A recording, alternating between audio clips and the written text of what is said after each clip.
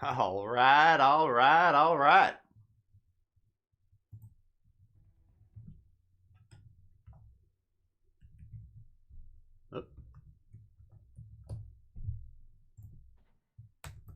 How we all doing? Take a moment here. We're just gonna make sure everything's working just exactly right.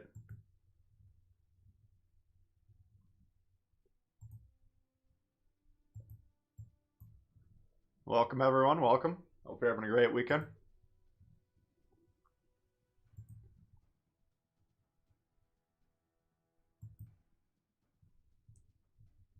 Looks like everything's working just exactly right.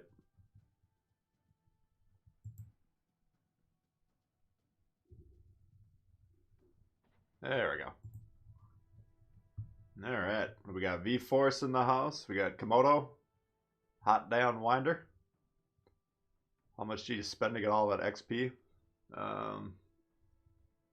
Green XP? $0. You don't want to spend any money. That would be one of the worst uses of cash, in my opinion. It's debatable, though. Todd, what's going on?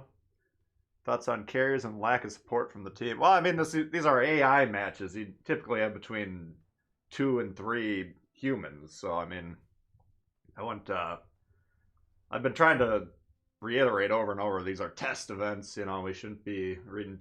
They need the data. Sup, C Birdman? We got Nick. We got Gary. We got Luke, David. Luke saying, can we delay the stream till the end of rugby? Ooh. I don't know if there's any sporting events going on today. I guess that's probably the first one I've heard about. Got Carlos. We got Ghazi's in the house. Johnny Jr. Cannon Fada. Coop. Vlad. Hey, how are you? I'm doing good. How you doing? We got Comic. Her Storm. We got Kogishiwa. How we all doing here? Oh, we got Stylo in the house. Charlie? Charlie? Oh shit, here we go. Yes, how we doing? Thanks for tuning in. Appreciate everyone stopping by. I guess we can play a little bit of carrier. I'm not gonna, I'm coming off a really horrendous week at work here. So I didn't get a lot of time to dive into the carriers this week. Been trying to study up on some tactics and strategy though. But we can bust them out a couple times here.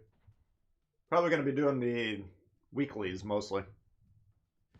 What's up, Viper? How's everyone doing? Oh, the Super Bowl's today. Okay. No, I'm just kidding. Yeah, Super Bowl. I think it's, I don't know, shouldn't be on for a while. I don't know exactly what time it starts. Used to watch a lot of rugby at the bar. Never did figure out the rules. Yeah.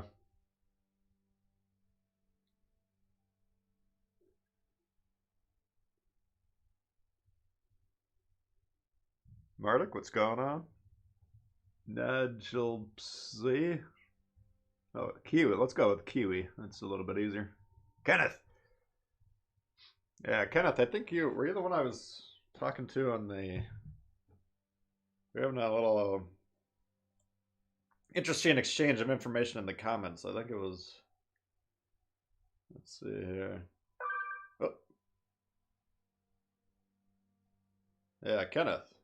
Yeah, he was saying he's saying the carrier damage seems a little bit low. Well, initially he was saying, typically at the tier you're going to get around 150k damage for a good game, and I checked the Discord damage records on Wargaming's Discord. The majority of the ships were below that, so I pointed that out. But my follow-up point would be like, what is the point of the class? Is it there to deal the most damage? Because there's a lot of built-in advantages that carriers have that the surface ships don't have. It doesn't have to get into the right position to do scoring, either by a crossfire or by getting on caps. Do we need a class that really can deal damage without taking damage if it so chooses to be the most powerful in terms of damage output? I would argue no. I would say that should probably be the least capable of dealing damage. just because it doesn't have to deal with a lot of the other things. So we got to keep that in mind. I think carriers coming out of the gate doing massive damage would be a disaster.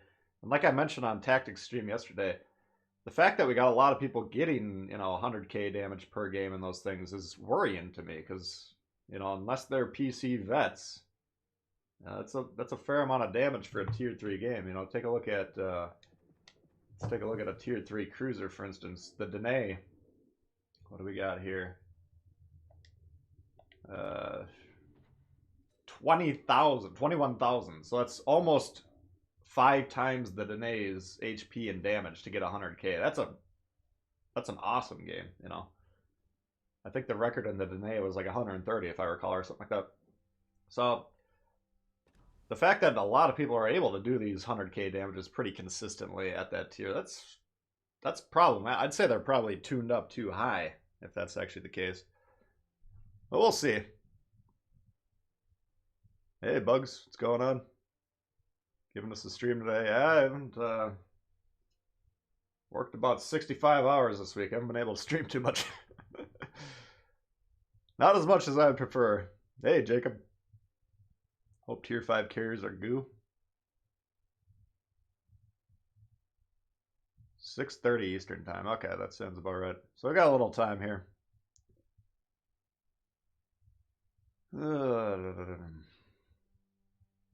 That's tier 4. I mean, even a lot of the tier 4s, I bet the records are probably right around 150 for a lot of them, but you get my drift. I mean, I don't think, like, how you do well in this game is creating crossfires for most ships, whether it's torpedoes or main guns. And that's kind of the challenging part of this game. And it separates kind of the good players who are actively looking to get those crossfires and then able to actually get them versus the not as good players who don't even know that you're trying to create crossfires. Planes can do it from any position at any time. How do you get a crossfire with a plane?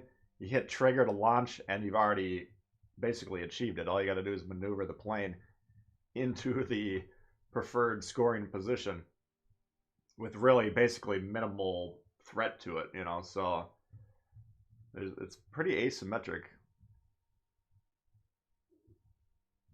Stream Palooza between Tactic and Tbull. Yeah, I heard Tactic went for, man, he went for a long hour, or a long time yesterday. Hey, Jayski. We can bust, let's try an aircraft carrier and we'll just talk about it a little bit. Oh, do I even have a carrier? Oh. There we go. I kind of get the idea of how to play the carriers. It's just trying to figure out how much to lead, how, which that's going to take a fair amount of time that I just haven't had to dedicate to the craft yet. Hey, Johnny.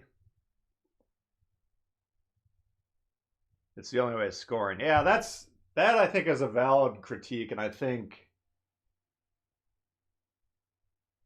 I mean, for me, if you're going to play the carrier, you got to kind of understand it's an oddball. It's kind of the odd duck out. So I think I would personally be fine with the concept of it going into it. You're not going to be at the top of the leaderboard. I mean, ultimately, that really doesn't matter. It just comes down to wins and losses, at least if you got the philosophy that I have. That's what I'm trying to do. I'll take low scoring games that we win all day long rather than games we post on Reddit where we're like, I got 300,000 and we lost as a Yudachi, and it's like, check how many caps you got. 0. Oh, well, I'd say that's a pretty bad Yudachi game, personally. But, yeah, how does a carrier get XP? How do they get score? I don't know. I mean, I assume the spotting damage would be a lot higher, and I don't know if that's being calculated properly or what. There, we got 4 humans this game. It's probably the most I've seen. Yeah, I don't know. I mean, am I planning on becoming a carrier expert? I kind of doubt it, but we'll see. It's just not... It doesn't have the artistic flow that I think the surface ships have, personally. It's kind of fun, though. It definitely changes things. Taters look at it like a death match, yeah. Oops. Okay, hang on. Talking about chat. Hey, hi, what's going on? But yeah, Tactic, how much did he wind up raising? I forgot to find out about that. He was up at like over about 1,000 raised when I had to go, and he was matching, and then his employer was matching the match, so I think totally he raised up about 3,000. And he played for what, 3, 4 more hours after that. So it must have been a rousing success. Alright, what do we got here? We got torpedo bombers.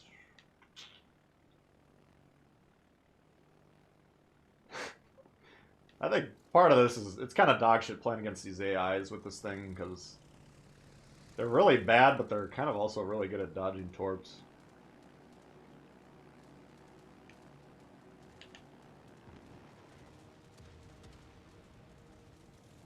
Yeah, I mean, there's definitely some people who, right there, they want that to be a dead strike.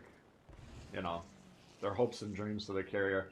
I go in, I line up the good shot on that guy, and he dies. Like, what is the point, you know? Because basically what you're going to do is create the feeling that every other class is now no longer viable, and then the game would just absolutely die. So I don't think that should be the goal. We'll see, though. Dope Wookie coming in hot. Oleg or no balls. Alright, we'll be doing our Sunday missions, so... Oh, we got a flood there. Let's see, let's back this thing up a little bit. I think the biggest problem with the carrier right now is moving this thing. Let's try an HE bomber. Thank you, Dope. Appreciate that. Yeah, we'll bust out the Oleg for our tier 2. At the conclusion of this one, I think the general agreement is the HE bombers are much less effective / easy to play, which I'm fine with that. You know, I think like a good carrier player right now would be to keep this Izzy spotted until our team shot him. Now, AI, you know, half our team's already dead. Is anyone actually shooting at him? No. But I think in a human game like this play right here, where I'm just keeping this thing lit, would be a very strong carrier play. You know, the 2 or 3 videos I've made on carriers so far, you're not really seeing me make that play just because it's AI. And the fact that I left this Doogie alone for 2 minutes, now he's going to kill me, you know, because he's just going straight for the base. And my team's already completely smoked. So, I mean, in terms of are carriers fun to play, you know, how do they work in human v human situations? We don't know any of that right now. Just because we're playing against these Goom potato AI guys. Way off. Now let's get this shit up. Yeah, this tends to happen. Like, your team dies in front of you, and then you get 1,000 people rushing you. So, I mean, I haven't had a lot of what I would consider great carrier games. Here, 2-4.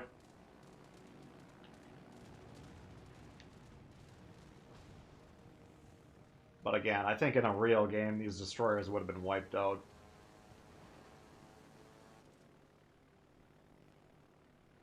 So I don't know. It is what it is. You gotta just remember it's a test. They're getting whatever data they need to get from this. And then they'll probably tune those carriers up a little bit from there. I wonder why that... That's something I still am trying to figure out. Is sometimes that aim thing comes together, it tightens up a lot quicker than others.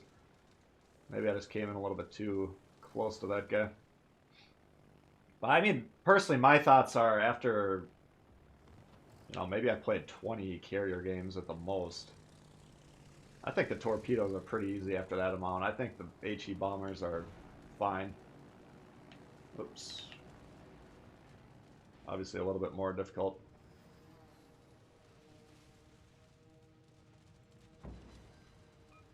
There we go. Let's see, we got 6 torp bombers. Torps aren't the easiest to hit these destroyers with. Shit, can I even get it off? No.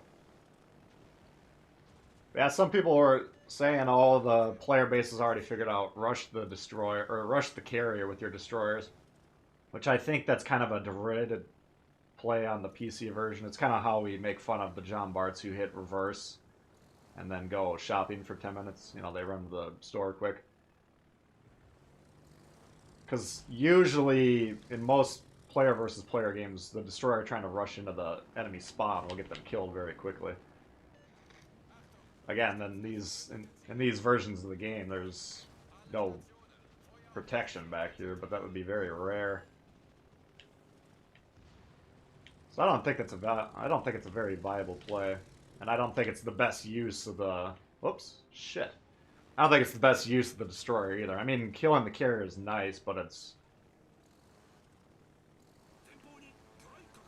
I don't think early on it's the strongest play. You gotta still be doing what you do.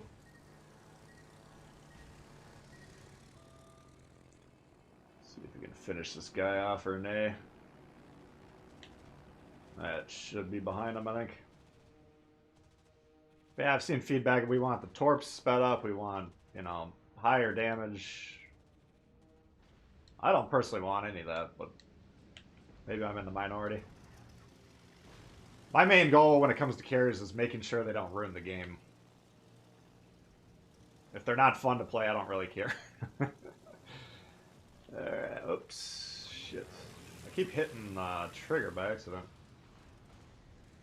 See if we can get this. Oh, yeah. I basically had to drop there. I was keeping an eye on that little thing to the right, the countdown that I was talking about in my carrier basics video. I think it was like just under a second, so I had to pull the trigger there. Hey, Stuart.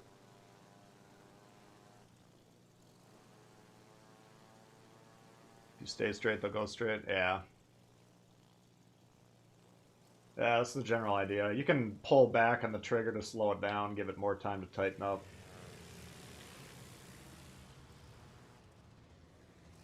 We're not going to be able to get it off, I don't think. Now, I don't have enough experience to know this for a fact, but I don't believe the bombs auto drop when you run out of time. I think it just immediately pulls out of the drop. We do have a human DD player that's not coming back here. Now he's coming back. Basically, the idea with this one is you get the white circle, you click basically where you think you're going to want to drop, and then you're lining up the shot with that green aim right there. And these are pretty decent damage, you know. It's not bad damage for a strike on that destroyer. You know, he's got 10k health, so if we're getting 2.5, that's a quarter of his health every time. Let's see if this guy can help.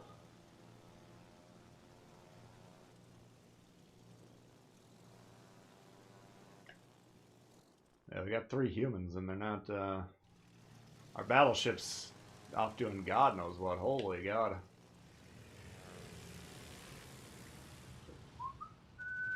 Coming in hot. Ah! Oh, I got the fucking V-170. This will probably be the end here. We're almost on the Jean barrier. Let's see if we can get this going here. Ideally, I'd like to be coming in along with the ship, but... Oof. Yeah, we hit him, but no damage there.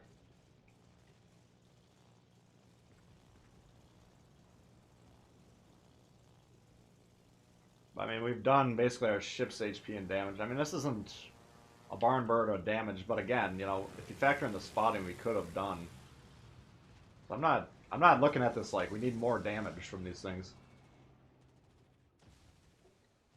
Alright, let's shit. Can I have one last shot at this?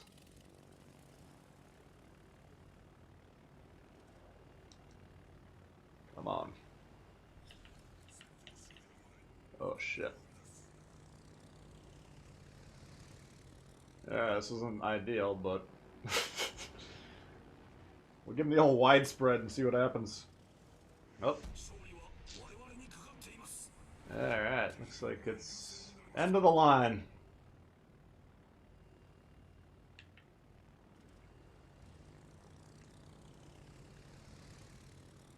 Let's give this guy the old heave-ho.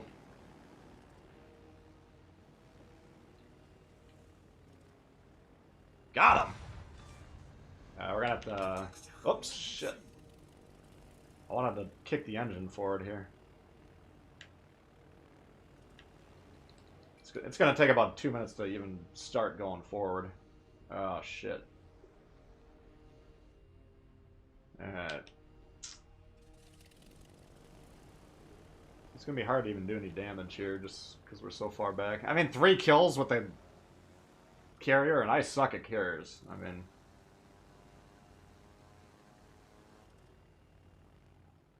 I'm not one calling for a buff, let's just put it that way. Any chance we could play the Vlad? We'll see, guys. I mean, today I think we're mostly going to be doing the weeklies, so it'll be a lot of premiums today. Yeah, last week I had to work a ton. This week I got to work a ton. The guy I work with is out of town, so I got to basically cover everything. So it's going to be another light week of streams. Maybe we'll get a couple in next weekend.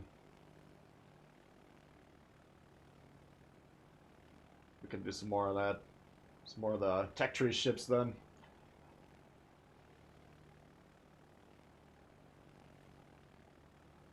Yeah, it looks like the carrier is moving forward finally.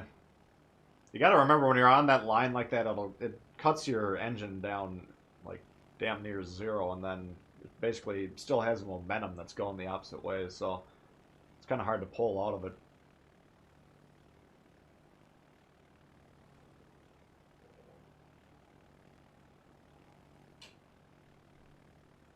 I feel like the Japanese are stronger aircraft carrier platform. Yeah, that's. I mean, I don't know if that's going to be the permanent. I don't know if that's permanently going to be true. I think they probably put the carriers in at different values, just to see how they're doing. That would be my guess. You know, so let's say they tune the Hoshu up, you get a little bit more damage or whatever. Maybe the defensive capabilities of the Langley are better. I have no idea, but I would assume that's part of the reason they seem to be different. But yeah, I definitely agree. I prefer the Hoshu over the Langley. Alright, let's give this guy a whirl here and see what happens.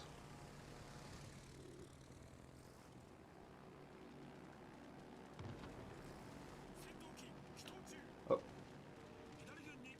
I don't even know if those got in the water. Nope. I say, it appears we're under attack.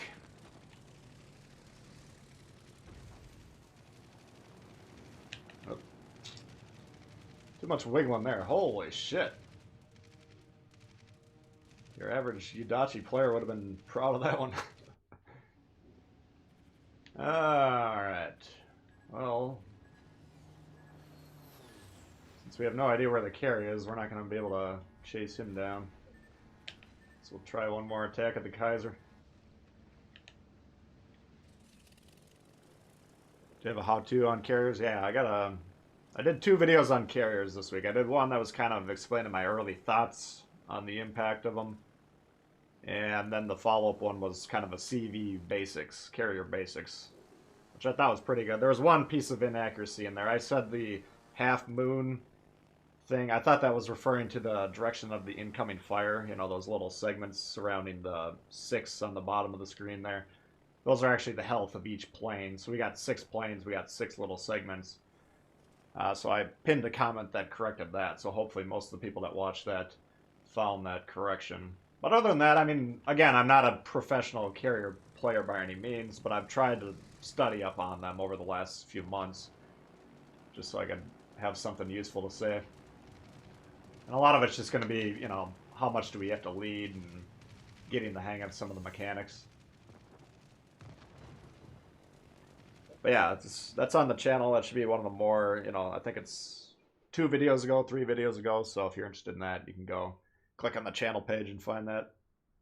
Anyway, you know that's what it is. 9 torp hits. You know, we got 3 hits with the HE bombers, but I think they're all in destroyers. You know, up top of the pack here. I mean, apparently that's all you score. I was gonna say, you know, despite that, which I thought was like that was a decent carrier game. I thought we were gonna be in the bottom, which is usually the experience. A lot of people aren't getting a lot of that scoring. But I'm fine with that trade-off. If you want to play the carry, you want to play the special privileges class, you don't earn a lot. You know, it's going to take a while to grind up the lines. You're not going to get a lot of credits, a lot of global XP. I'm fine with that trade-off personally, but I understand a lot of people are going to want to be mainly carrier players, and they would strongly disagree with that assessment, no doubt.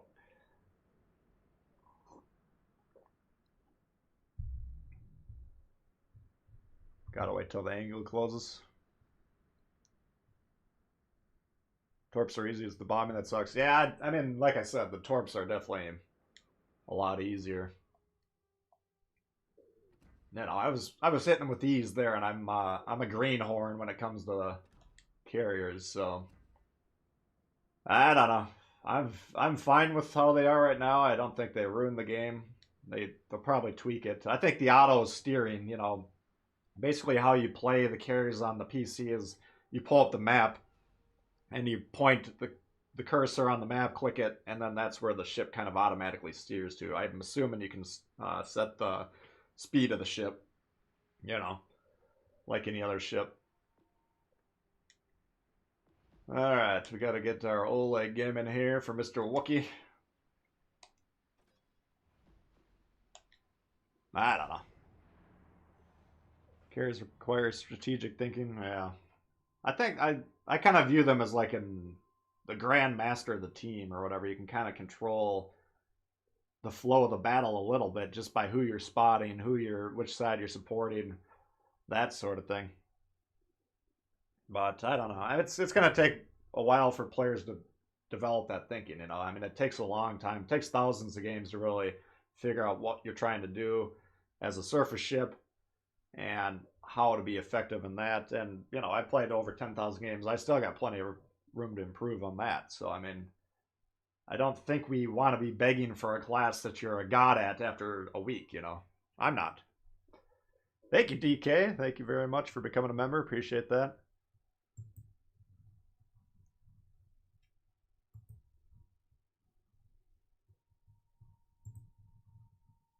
CVs are old news. I want subs.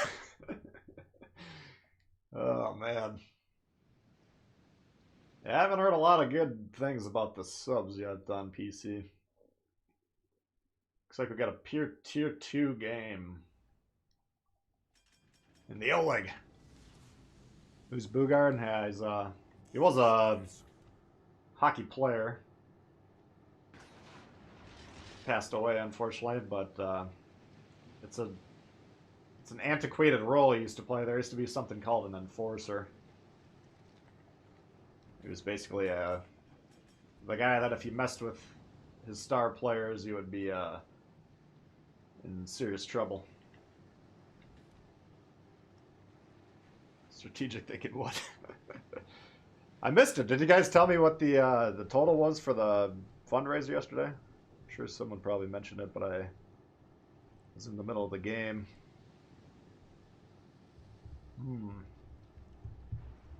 Oh. Katori. Well, hopefully you can get a win here, because I do not want to play at tier 2 all day.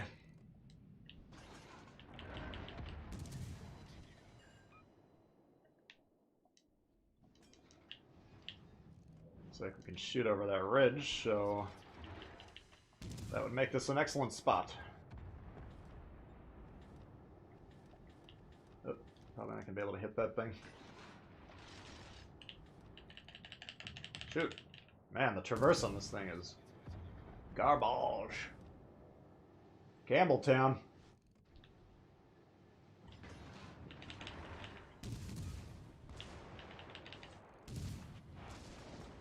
Shit. I'm assuming he's attempting to kill me. Looks like it. Oh. See if we can ding him up.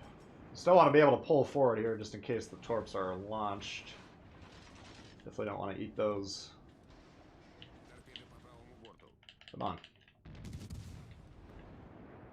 There's the torps. Oh.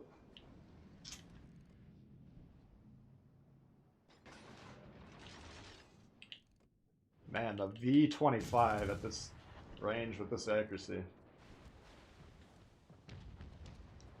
Oh.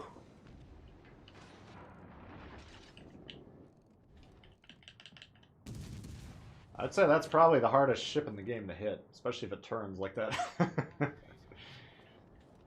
Alright, Colbert go. You're up.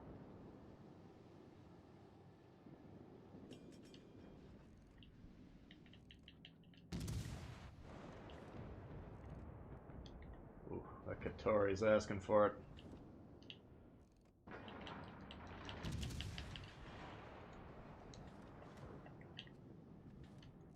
I don't know if he's trying to kill me or what he's doing.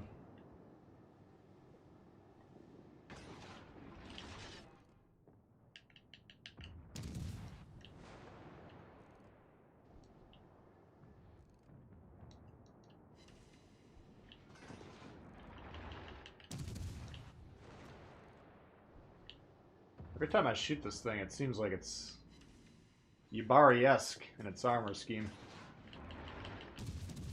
Oh, down he goes. Nice. Ooh, we got a dev strike on him. On the Bogatar. Caledon. Oh yeah, he's coming in hot.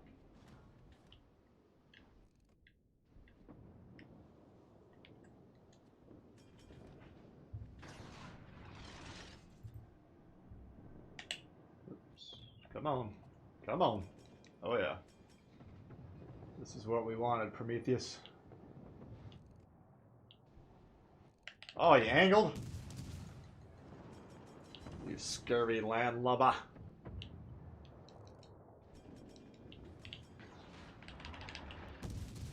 Broadside Caledon at close range is what dreams are made of.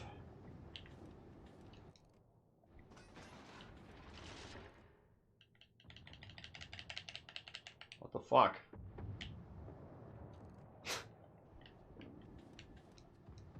I think I'm getting pretty close to this controller's... close to the end of this controller's life cycle.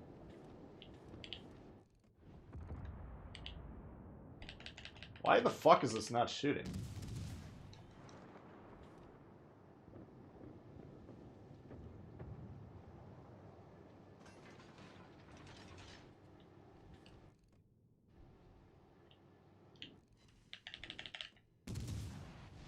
Shit. Wanted to steal that kill.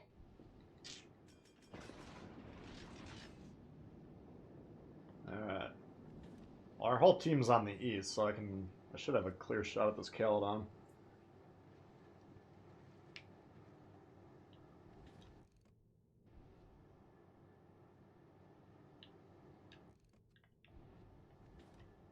Cooper, thank you for joining the channel. Appreciate that. Couple new members right off the bat. Thank you very much, guys. Appreciate that.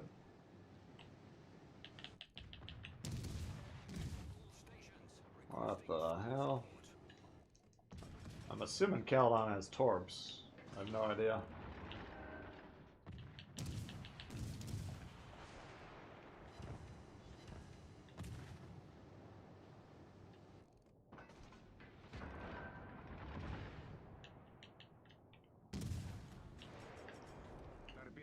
There they are. Oh, slow little buggers.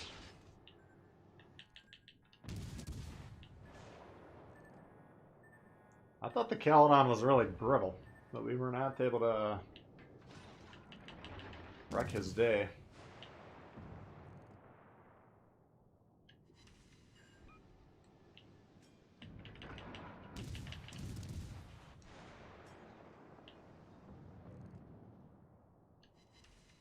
Alright.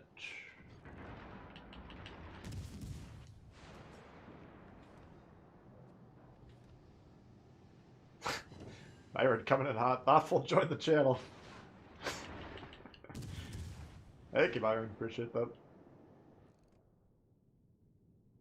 I mean, nobody should feel obligated to do anything like that. I mean, a lot of you guys tune into all the streams, watch all the videos, subscribe to the channel. I mean, those are all incredible ways to help. I just consider the memberships kind of a bonus, you know. Definitely appreciated, though.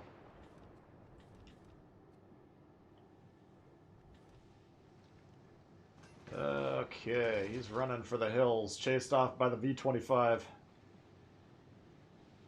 Well, we got our HP and damage, so we paid our way into the game at least.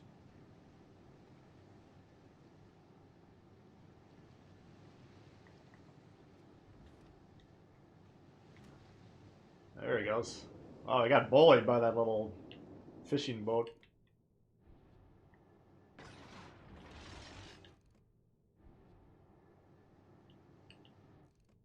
Come on.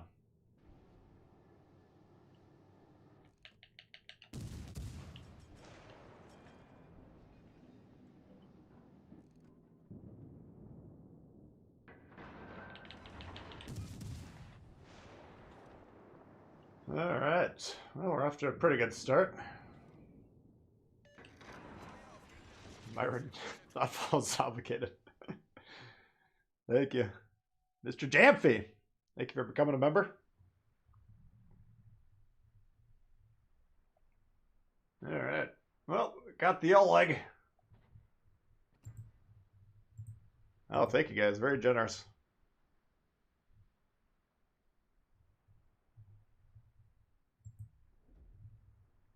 Yeah, we got Cooper, Jamfy, and DK so far. Appreciate that. And since the last stream, we had Oscar, Gamer, and Daryl all joining back up as members. So I appreciate that, guys. Appreciate all the members. Appreciate everyone tuning in. Got 81 likes, 82 likes. We got 200 people watching. If you don't mind giving me a little bit of a, giving the like button a little bit of a slap around. Carlos coming in hot. Thanks for the stream. Any words about the CC's getting to Missouri for a trial? That's an interesting question. No, they haven't said anything that I've seen. Let me think about that. Green XP ships.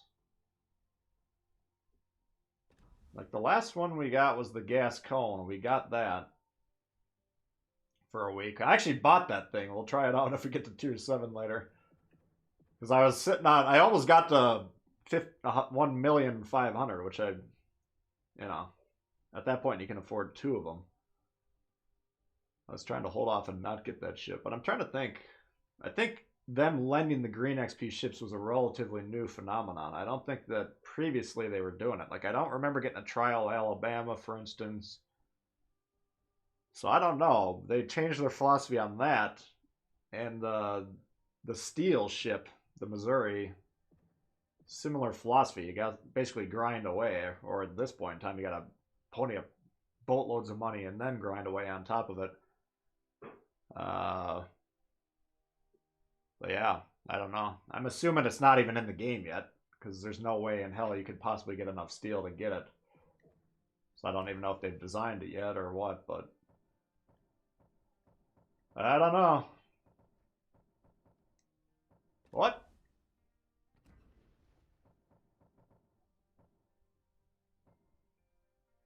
What the fuck is going on?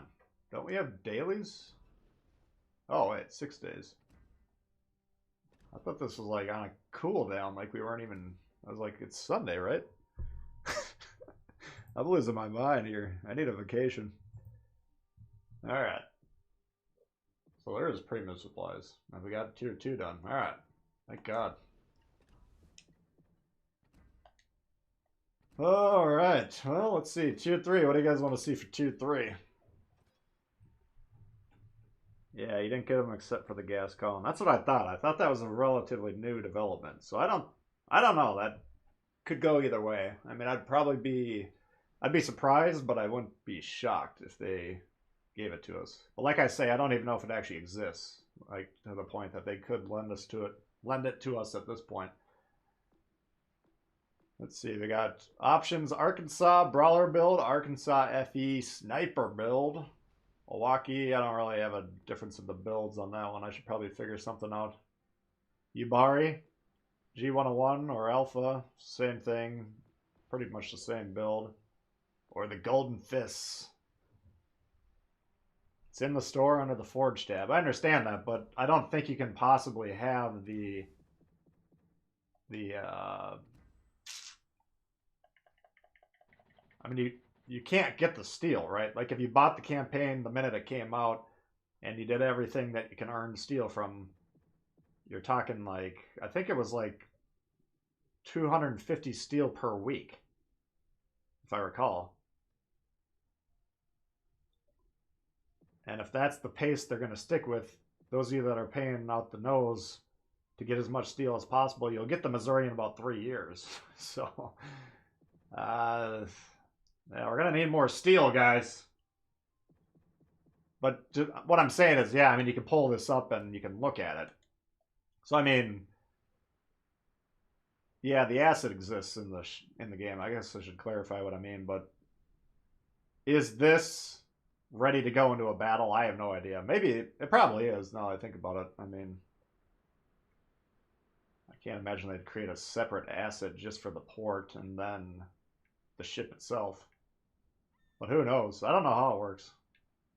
Anyway, nobody can play this. Nobody has this. I don't know if the super testers have tested it or not, but they wouldn't be able to tell us, I don't think, anyways, so.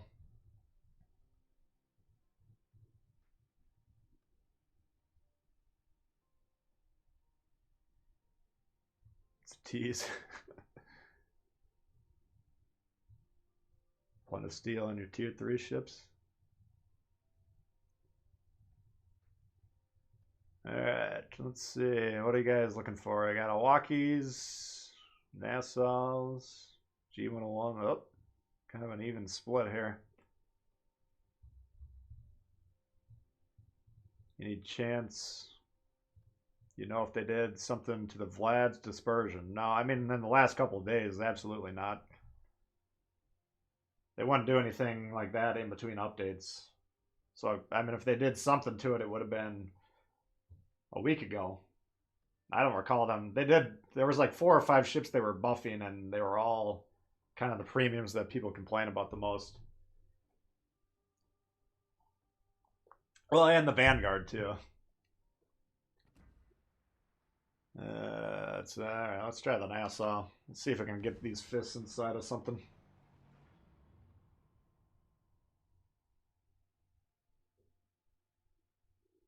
Notice they nerfed a few things. I mean, I don't know. I would assume they would tell us about the nerfs. I feel like they have told us. But I was part of the group that was of the mind that they nerfed the Vanguard's accuracy at one point without telling anyone. Whether that was true or whether it was all in our minds, we have no idea, but it seemed to me that that was the case. So maybe they do tinker with the stats once in a while without telling people. I don't know. Born and American made, how you doing? Nothing's been officially nerfed, yeah. I mean, who knows if they're tuning stuff up slightly or whatever. I'll notice a lot of times when I have a chart of all the stats that I find relevant. If we go to the stats page, I write down main gun distance, traverse speed, HE damage, AP damage, so on and so forth. Now, I usually don't update those very often, because, I mean, to update the whole chart would take me several hours. But usually when I'll update them is like if I got a new premium tier 6 destroyer, I'll update all the tier 6 destroyers stats just so I can compare it to something, and I have like true stats, so I'm not saying this is better than this when actually it's, it was better than it back in the day. But anyway, sometimes stats are changed that I'm like, I can't imagine that was changed due to the build. I don't recall doing anything that would have impacted that. So sometimes I get suspicious that things are getting tinkered with, but it could all be in my head. Thoughtful coming in hot with the membership. Appreciate that. A lot of new members today. That's very generous, guys. Appreciate that quite a bit. Vanguard got a buff. Yeah, that was about the 5th or 6th time now that it's been buffed. Hey, Monopoly King.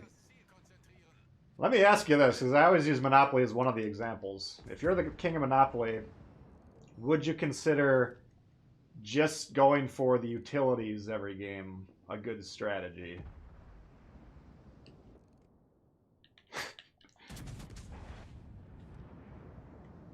Like, why? I always, that's one of my analogies or whatever for players that just try and deal damage, or like destroyers that just try and go for the backline betties. It's a strategy that you could employ, but is it better than capping bases, spotting ships, that sort of stuff? Probably not. Hello, Marblehead.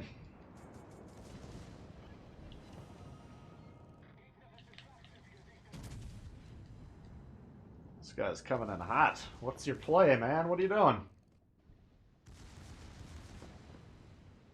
I mean, he's trying to torp us, but he's got the slowest torps in the game, so...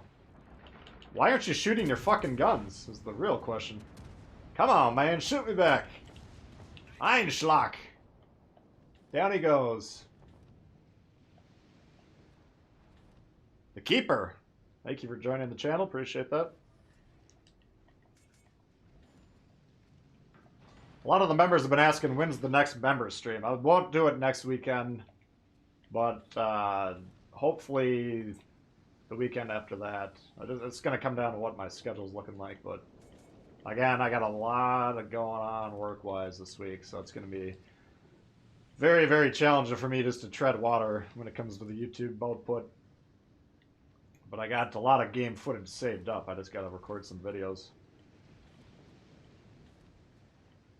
So I'll do my best to keep the content coming out this week, but membership stream will probably be looking at it in a couple weekends. And what the membership stream is, basically we do countdowns. We try and make it as easy as possible for everyone to get in the game. We usually have pretty good success.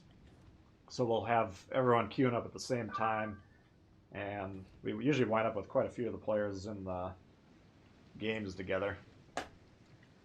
Alright, I should have just gone for A. I don't know why I turned around there.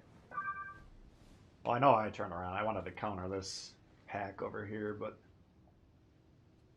now that I'm seeing what's going on, I don't think that's going to work. I don't want to give up A for free.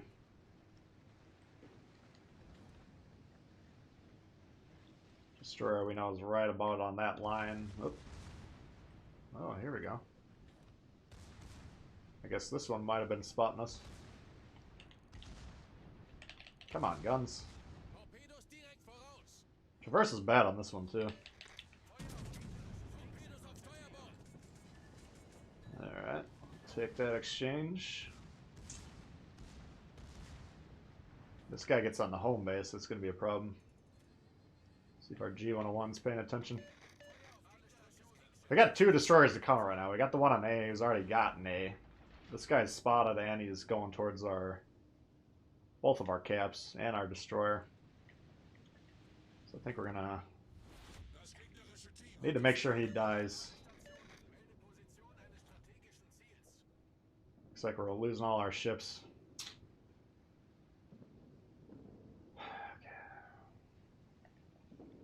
Alright, he's dead. Beautiful. Arkansas and a Koenig. Not going to be the easiest for me to... Oh!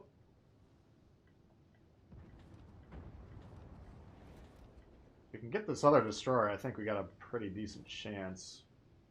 Not a great chance, but a decent chance. Why is the... What the fuck are you doing, man? Never mind. We'll come back to tier 3 later if we got time.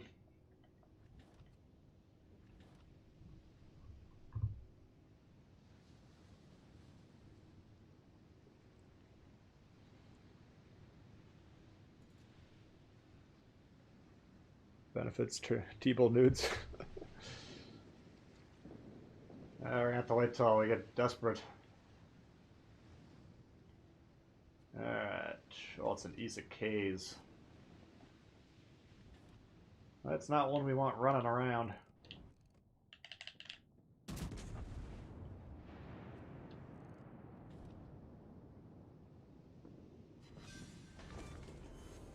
Welcome back.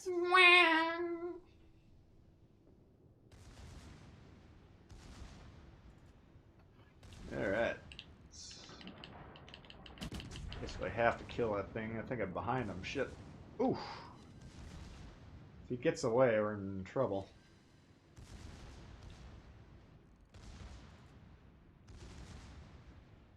No, he's not shooting. He's not playing like a Goomba.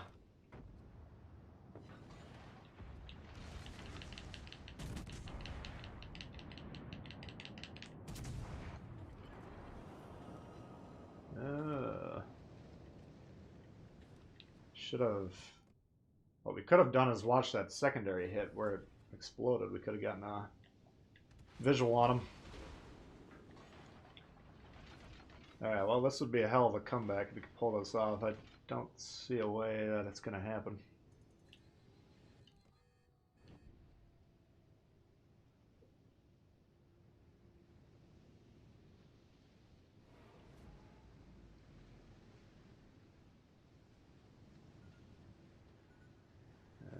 Okay.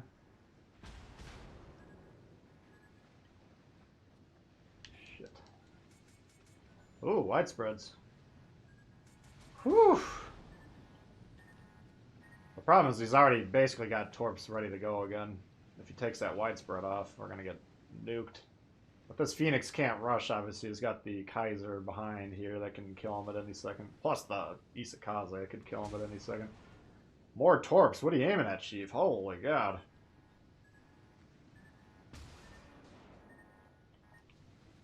Start doing a little bit of damage here. Shit. I don't want to go broadside to the Isakaze.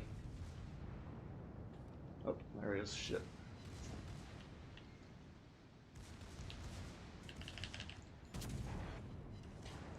What are my secondaries shooting at?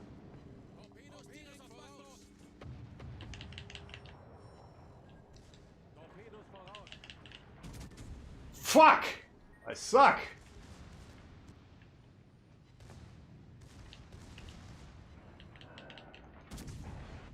Go down, you son of a bitch. Alright, his crew's getting off on the beach. There you go. What the fuck are you doing?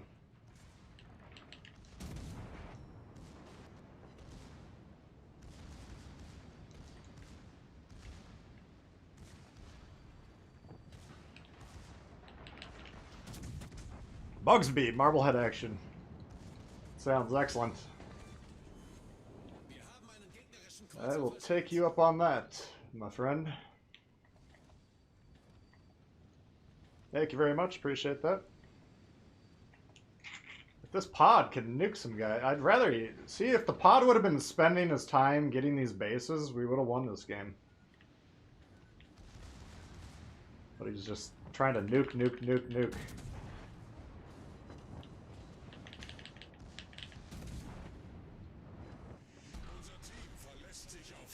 Yeah, you said it, man. Should we get these golden fists up this guy? Let's go for the ram.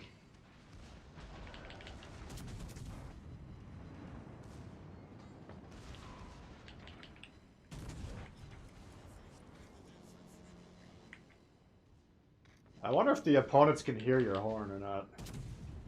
And I wish we could get the horn from Caddyshack. Oh yeah, you're getting fisted today, my boy. Ho!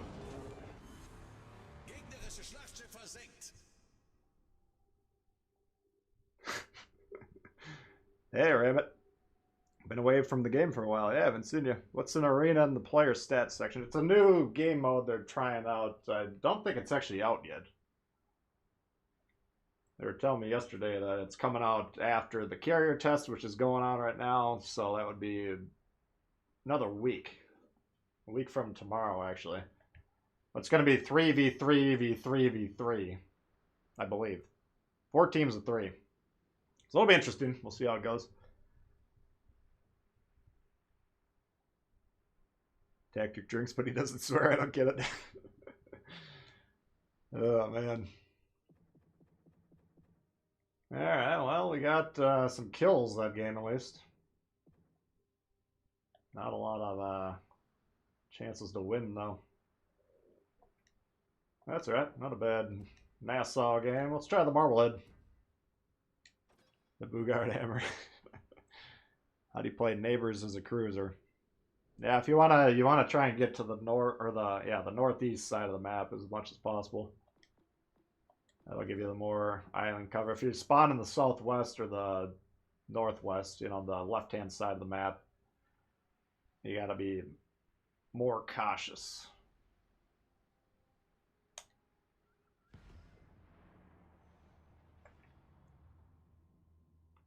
It's like a misbehaving Letterman guest. I mean, I don't know why. It's not my place to question. I don't know why he was so cautious about the swearing, though. I mean, you guys can tell if you watch the stream for a couple hours. Like, if I got a certain level of swearing, and I was trying my best to not swear on tactics, but it was still coming out a little bit.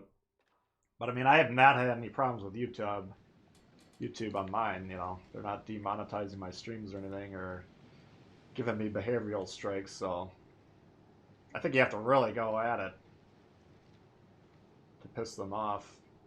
But it was his stream, you know. He didn't really explain to me ahead of time that it would have been good to not swear. I probably would have been like, I don't know if I'm your man for the job, you know. I'll be happy to try, but it's not the role I was born to play.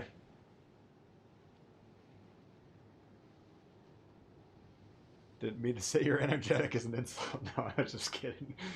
I thought the funniest for me was when he called me infamous. And everyone was like, yeah, that's pretty much it. What?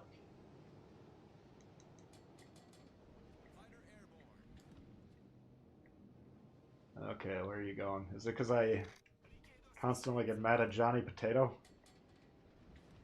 Well, it's going to be tough over here. Oh, shit. Pay attention. Oh, I had AP loaded too. Fuck. Alright. Luckily, I got a good concealment on this build. We can hopefully blast this guy back to the Stone Age before he realizes what's happening. Oh, look out!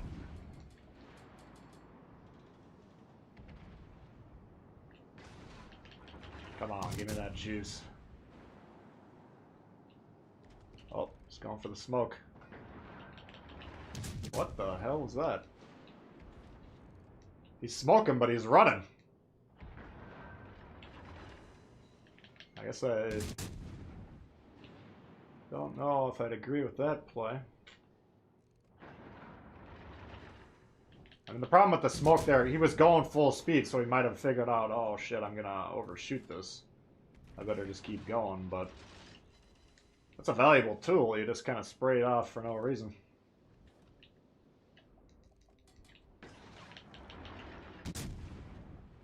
Yeah, the Marblehead, I mean, especially if you get it close. You don't want to be messing around with broadsides with this thing. Some of my best scoring games ever have been in the Marblehead.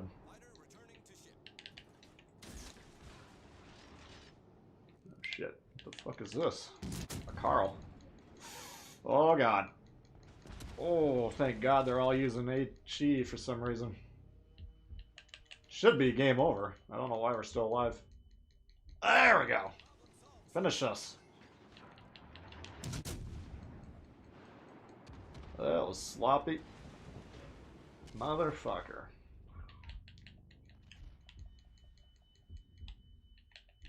Man, that Carl just kicked the living piss out of me.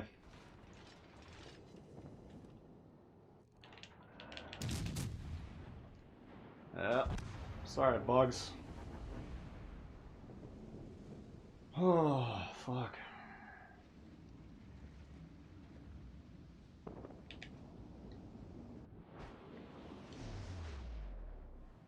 If he gets hit by those, I'm gonna laugh.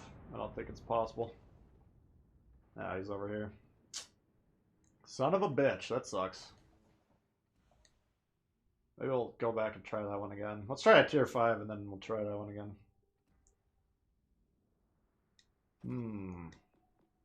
That was disappointing.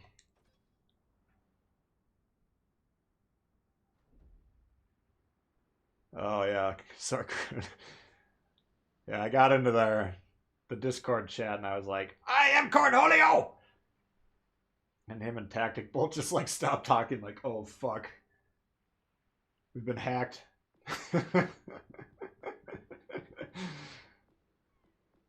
Nope, it was just me. We gotta take out our... We're gonna need a little revenge after that last game. See if we can blow some guys up with the West Virginia. Leander probably hit smoke by accident. That's possible, yeah. That's definitely possible. Or he could have been trying to pop the heel. There's certain ships where they move the consumables around. And it's not... Like the DeGrasse, for instance, every time I try and... what am I trying to do? It's either speed boost... I don't know what button I'm trying to do, but I always hit the speed boost by accident. I don't know what that... I always use the wrong consumable. Sometimes when you're in the thick of things and you're down to muscle memory, if they're moving them around, it can be tough. And I got Pensacola, Devon Shaw, Nuremberg, Emerald, and Yahagi. Ooh, and Akirov. Ooh, wow. If we get some RNG, this could be spicy.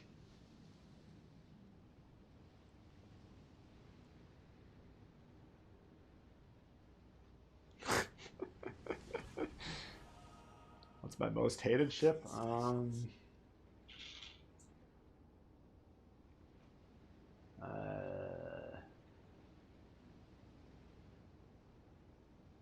don't know.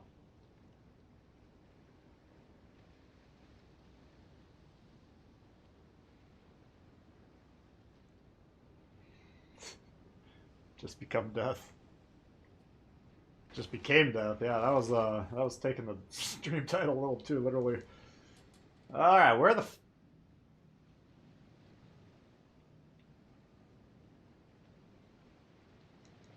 he's got more important things to do. I'm gonna guess he parks right back here and puts the controller down for 10 minutes. We'll see though. Sometimes when you're looking at the early deployments, you can get... I always kind of worry about my early deployments if I'm not playing very stereotypical, or not stereotypically, but very predictably, because it can cause you... Now he's doing a better thing. I thought he was just going to go over there and join the ball of mispositioned ships. So you want to give your teammates a little bit of leeway off the start of the match. No, you spot them. Don't drop your spot, man. If you want help, you gotta keep them lit. Ooh! Finish them. No, you don't. He got away. Come on, T-22. Oh, there he goes. Nice. Alright. Not too bad of a start there. Let's see if we can get him to capture C. It looks like he's going for it. Now, if you're this destroyer, the play is get right in front of that smoke, so you can still use it to disengage. It's a short-term German smoke, so it's not that valuable. But you don't want to sit in there not spotting, because if we can spot that Phoenix, I can blow him up. But sitting... And, by the way, the Phoenix can rush you and surprise you and kill you very quickly. You want to prevent that play. The only way to do it is to spot. Now, he might have a smoke here from the Farragut that's blocking him as well. We can't exactly see, because when you zoom in, it disappears. Looks like this guy's disengaging, though, so he's probably conceding the side. So that's a sign that they're not overloading or anything. So we'll go ahead and move on with it. We got our destroyer capturing. We've kind of scared these guys off. If that Phoenix comes around, we'll blow them up. Yeah, at this point in time, it's the USN Farragut's smoke that's causing problems.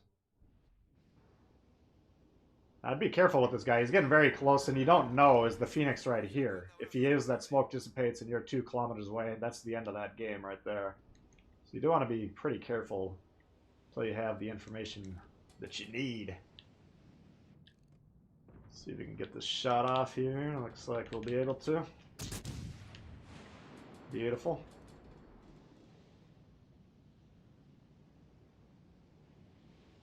Gangsta love. Oh. Alright, so we got B, we got C. The majority of their team hasn't left spawn. At least they haven't been spotted doing so. So we're just going to move kind of toward the middle of the map here. See if we can take over and dominate.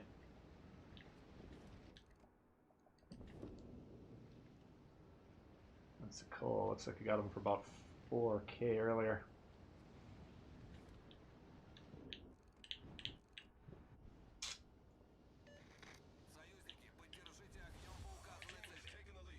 Some call me the gangster of love. What in the bloomin' H was that? West Virginia you do not want to get shot by, especially sitting there broadside. Unless you get those dice rolls. Oh, he's trying to let his crew off, but there's not much of a beach to abandon ship on. Could be a problem for him, we'll find out. That would have been a glorious shot to launch the plane for. Alright, take it.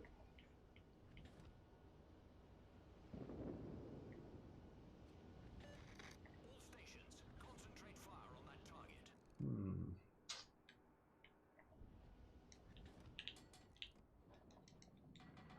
See if we can get one more shot off before we're blocked. Oh, it's changing directions again. What the fuck are you doing? He's moving into 2 battleships and a destroyer, so he's not a main priority. He should go down. If he kills everyone over here, we're not going to win the game anyways. But we do want to prevent them from getting A or prevent them from wiping out that flank and moving into B. There he killed the suicidal T-22 in what would be described as not a good play.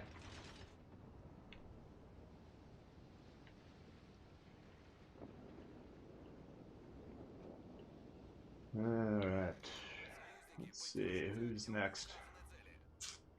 Why are you guys having trouble killing the gangsta of love? Double Peter. He's got 2 Peters prodding at him. That's nightmare fuel for a lot of people.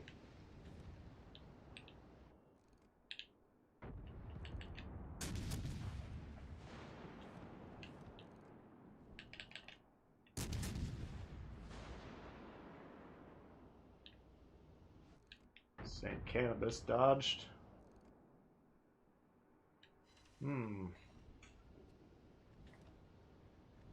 Not getting the lights out roll. Oh my heavens, look at this.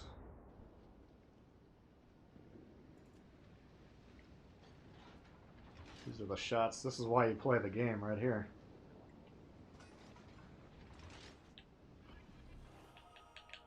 Let's see if we get him or not.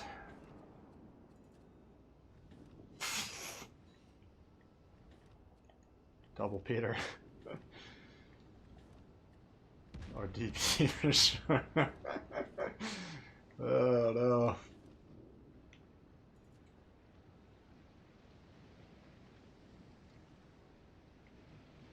Well, let's see. How could we lose this game? Letting this guy capture the base would be step 1, so I don't want that to happen.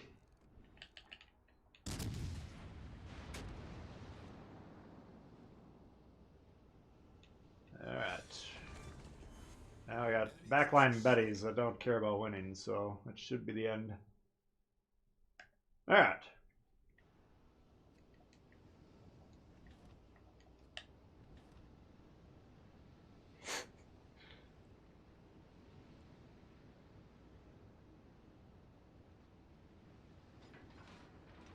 Yeah, I don't think they're gonna do anything about it, Zarkun. They got bills to pay.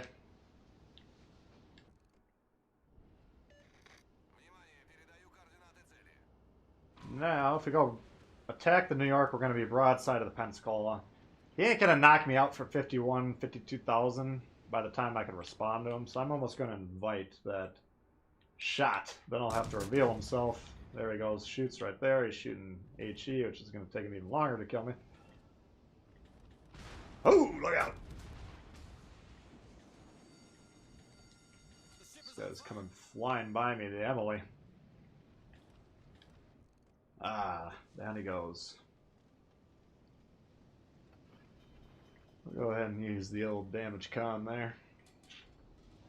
All we have to do is make sure they don't get on A, you know. Not like they're going to win the game anyways, but strategically that's step one. They have to get some points coming in, so if we're trying to make sure they don't win, we want to prevent them from doing what they need to do.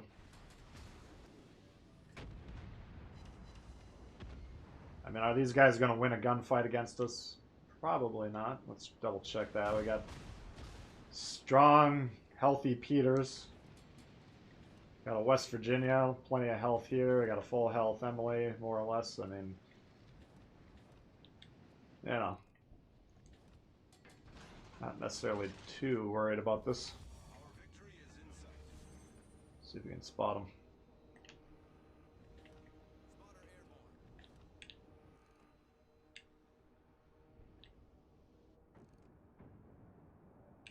I think we're gonna get a shot on them.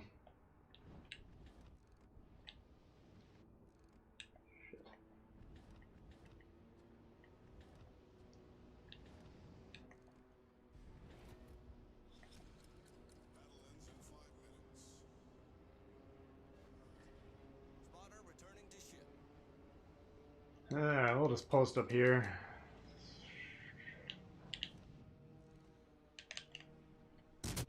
That should be trouble for that guy. Hoo! Down he goes. Now the Pensacola is probably just going to drop anchor back there and poop his pants since he's so terrified. If you're in these game situations where you've lost the game, try and, like, if I'm the Pensacola, I'm thinking, alright, I can beat that Emily, and let's go find him, fight him. Turning tail and running away, you're just wasting everyone's time, you know. If the game's already lost, go ahead and speed it along. Try and get a little bit more XP, a little bit more credits. Now, if he's in a situation where he's actively kiting 2 or 3 ships and he's still sailing away, that's a different matter, you know, he's engaged in a fight. But the people that turn tail and run, kind of annoying. Kind of disrespectful of everyone's time. Hey, T-Man. Pointless Wars, what's going on? Maybe the Biscuit. I'm going to take one more crack at the Marblehead, just because that one... That's a fun ship. But we did not do it justice. But yeah, well, the Biscuit sounds pretty good. If you remind me, try and keep that in my mind. We'll bust it out. Alright, he's coming back around again. Just give him an aim right about there and see what happens.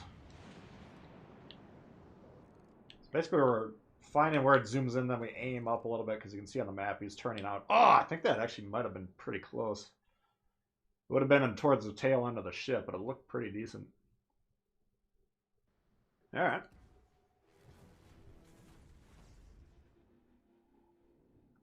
A milestone. I thought I was done with the missions for the week. What happened?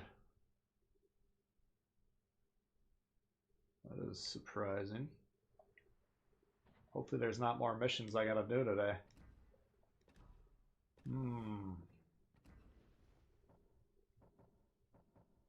Yeah, the Havoc is done. Where am I getting... Huh? What? Am I losing it again? Didn't it just tick me up on the campaign? Oh, maybe I just had Weekly Havoc still going and I didn't even know it. Alright, whatever. I'll take it. Marley doesn't look that good. The Citadel's huge. I don't know, man. The only one I've gotten so far is this Hawkins. I'm looking at this armor V, like, what is this thing? Like, on paper, this looks pretty goddamn strong if you're angling, hitting them in the sides. But then you take away the Citadel. Which I don't understand. I don't know what I'm looking at here. Because this... Oh, here's the 38 Citadel deck. That's not it. Oh, Citadel belt armor. Okay. So that's very strange. Like, the Citadel belt armor is the side of the... Usually the Citadel armor is, like, internal on the ship, but... I'm looking at this armor view, like... We can bounce everything? I don't know. I'm still trying to figure this out, to be honest with you. I've only played it 3 or 4 games. But I don't know if the ship's, like... If they look like this up and down the line or not. Maybe I'm misreading the situation, but... let's try the regular Marblehead. Maybe that's my problem. Some cruiser mains like the Cheshire. It's not an easy ship. I didn't mind. I mean, a lot of you guys exploded out of the gate hating that ship. It's definitely not the most durable. I think it's pretty... What is Cheshire? Is that 6? Maybe we could try it and see if it does anything. Love all the Halloween commanders. Yeah, well, I'm trying to think. Yeah, Splendido's probably the one I'm not massively... I like Twist and Track on the Russians. He doesn't have it. But yeah, they're all pretty good. Alright. Ooh, we got Devonshire, London, Hawkins. A lot of Britskis. What do we got? Where's our destroyer? I see him on the map. Where is he? There he is. Babuki. See, like this move I make here, this would often make the teammates nervous and they freak out a little bit. But what I like to do is back up, so we're basically playing this edge right here, as you'll see. Because a lot of times the people that spawn north of B, they like to hide in this section over here to the east of that island. That'll give you access to them, which they're usually not expecting. Sometimes it doesn't work if they are really aggressive against your destroyer. Like, they could wreck these 2 guys, and I'm not in a great position to support them. Ooh, hello, pod. Let's put those out there just for a hell of it. This thing does not back up very quick. This only usually works if you got a ship like... Most of the higher tier American cruisers back up at about 20 knots. This is a little slow to be making this move, but it's not horrible, I guess. And then this also gives you access to A. Each side will have access to, like... B would have access over here. This is kind of the ultimate Crossfire map. Alright, let's see if we can ding this little boy up.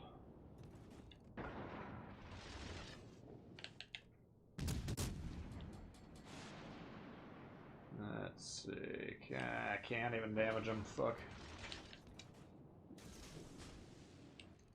Doesn't know I'm here quite yet.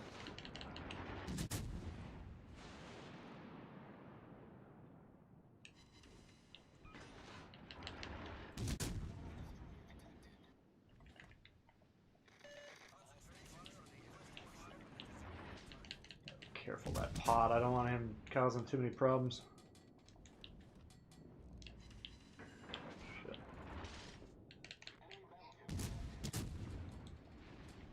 Shit. Why is he getting away with rushing this fucking guy? Jesus.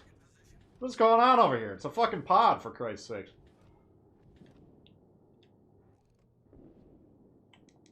Oh my god. Alright.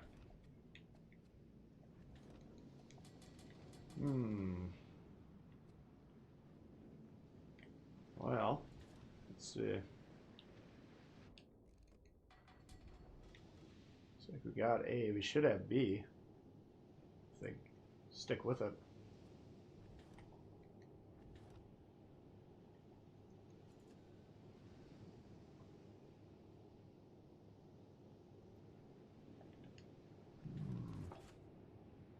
Kind of new to PvP.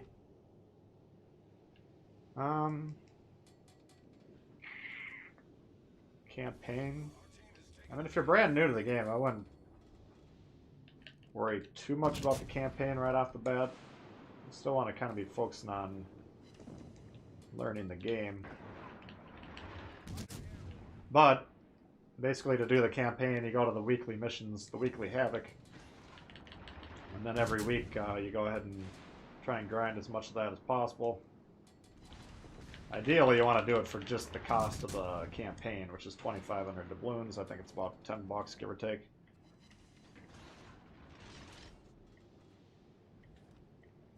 Yeah, I mean, you gotta understand. Just keep in mind, there's campaigns. There's a new one every 5 weeks, so as a brand new player, I'd really be focused on figuring out how the game works first. Getting a tier 7 ship right off the bat, I mean, you're going to have a really hard time playing tier 7 anyways, to start with. Until you figure out armor angling, figure out target selection, you know, what you're trying to do. There's a lot of learning in the game involved. I do have an entire beginners series playlist that, if you go to my channel, check the playlist, you can check that out. Yeah, campaign-specific tips, I mean, you just kind of have to go with the missions. Out of here, Zarkun? Alright, we'll see ya.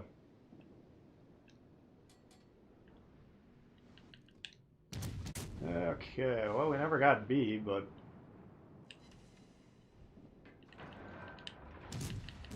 Oops.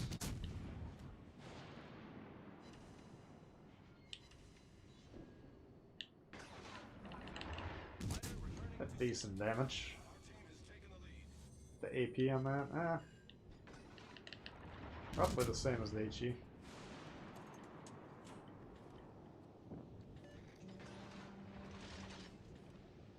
Using a lot of the British ships. Now, what do you got any tips for Emily? For campaigns? Hey, Mopar. Nice work. Attention, reporting a target's position.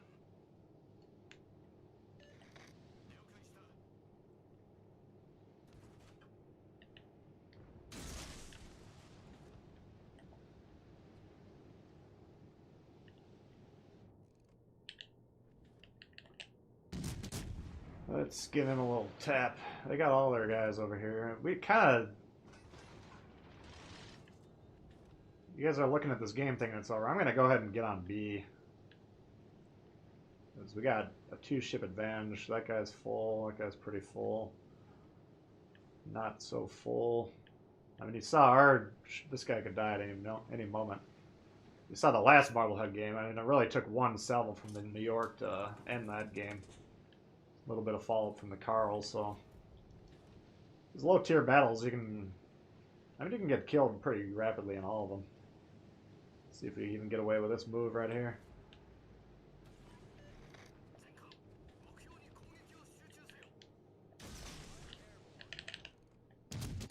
Ooh, boy. Just trying to get behind that metal island there, get some break in the line of sight. Because they got the destroyer spotting us. Our destroyer can't necessarily counter them for very long. I mean, they can spot each other, but our destroyer will die within 2 seconds.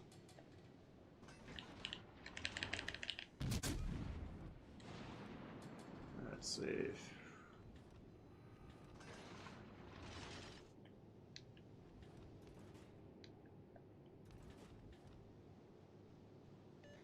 All stations reporting the position of a strategic target. Alright. Now that we got B, then we can play a little bit more loose. Oh, it's a T61. You kind of want to be cognizant of that.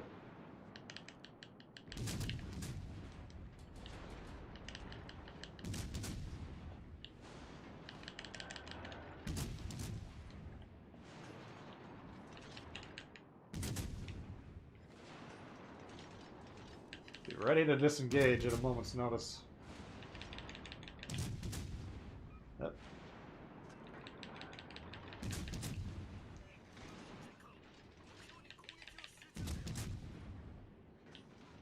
Holy God. God, what was he shooting at there?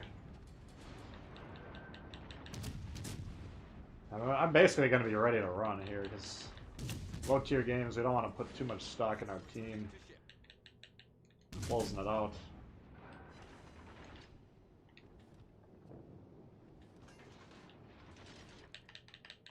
If that Congo goes down, then we can shut down Destroyer because can't really counter the Marblehead by himself.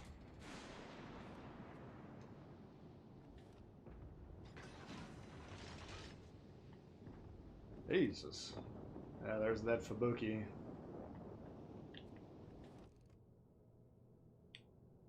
I think we are doing alright though. Especially if that guy. I don't think he's gonna eat those, but.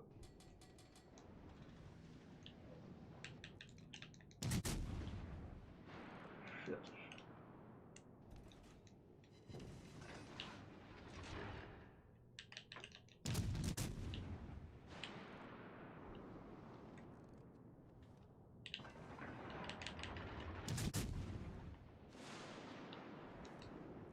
Not gonna be a lot of damage this game, but I think we're doing alright.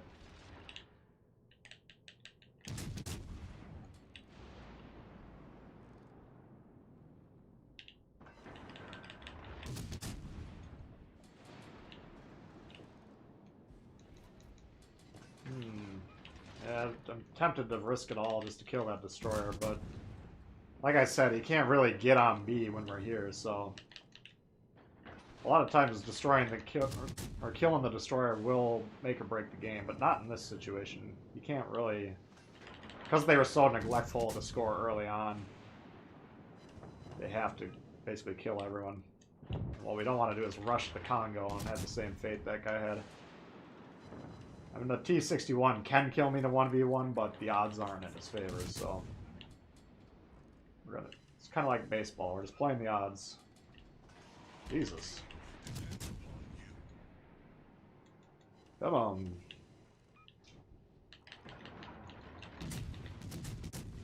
That. Let's see. I don't think he had more than 2,000 or 3,000 health, so we could probably kill him in 2 sevels at the most. He'll be trying to. If he's not as advanced strategy-wise, it'll come right around here. If he's a little bit more advanced, he'll probably turn around just because the last spotted he was going left or right on the map. He might get us here. There's definitely a chance just because we don't know where he is.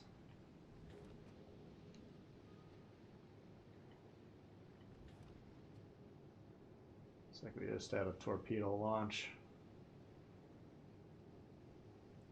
But again, I'm just going to sail away from him. This is kind of foolish. The only way he can win is by nuking us with the torps. So if we're sailing towards him in an unknown position, if I knew for a fact he's over here, I'd be far less afraid of him.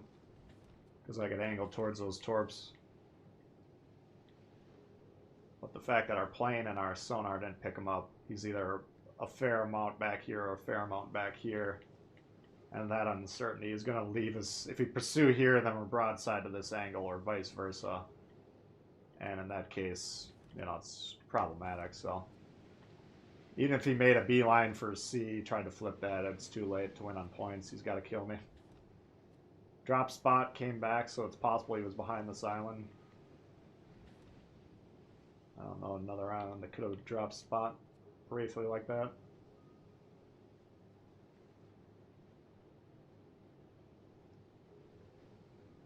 Yeah, I just want to make sure he doesn't hit us with the torpedoes. He'll get desperate at some point and shoot his guns, in which case we can kill him.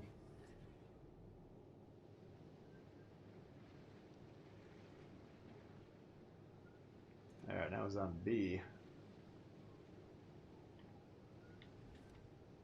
There you are, you little bastard.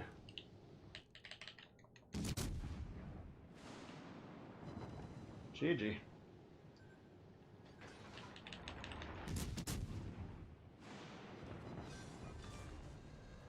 Enemy destroyer sunk. T-61 in chat.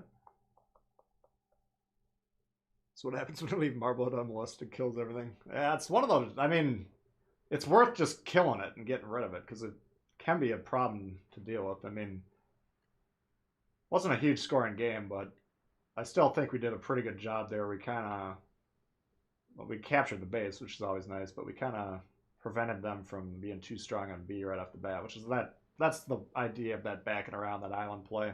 Just kind of changes the expected angle. Normally everybody moves forward about one grid, and then you kind of have a stalemate, which is susceptible to crossfire from the adjacent flank. So I like to shift it up on that map, and if I got a cruiser that can make that back around play like that, I like to do that. Not a bad match, though. Alright, why don't we try the biscuit?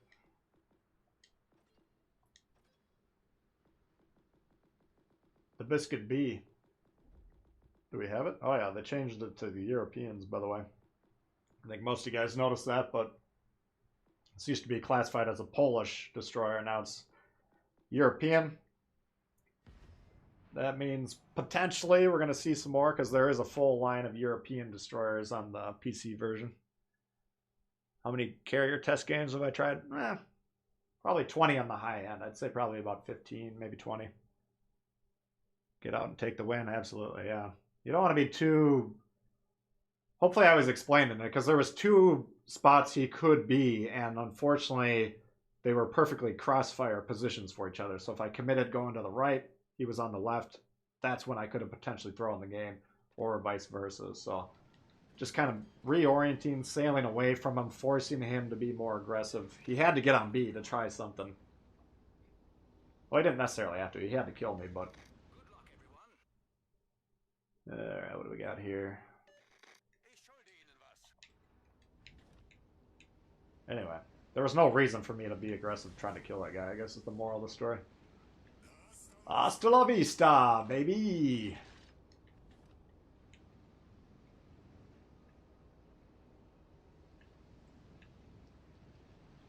Pan-European. Yeah. What did I say? The EU or something? Yeah, there's a Pan-European, there's a Pan-Asian, which is, you know, a conglomerate of Southeast Asian nations, primarily. Those destroyers. We'll see how those come up. I mean, it could be another debacle like the Italians, where kind of the Pan-Asian gimmick on PC is they got these deep water torps, which I think they can only hit battleships. I want to say maybe they can hit cruisers. I haven't really studied that line too much, but they're like impossible to dodge, but they only hit a certain... They don't hit all the surface ships. We've been spotted. Yeah, what do they got? They got an Akatsuki and a Maz. No radars, okay. A lot of battleships. Let's go ahead and zone this gap here.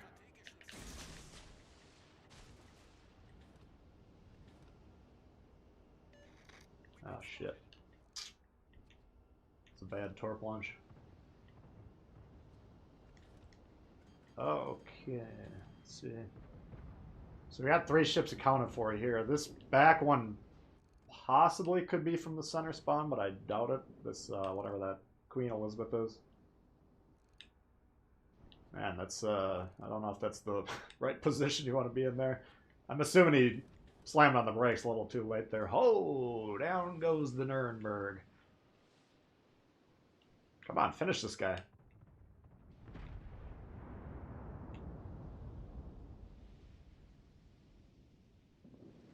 Oof. Alright, so... I think it's potentially valuable to rush that Devonshire, because he's going to have a battleship right behind him. We could potentially torp him at the same time. The Bayern. Oh, he's turning for the hill. Oh, what the fuck was that?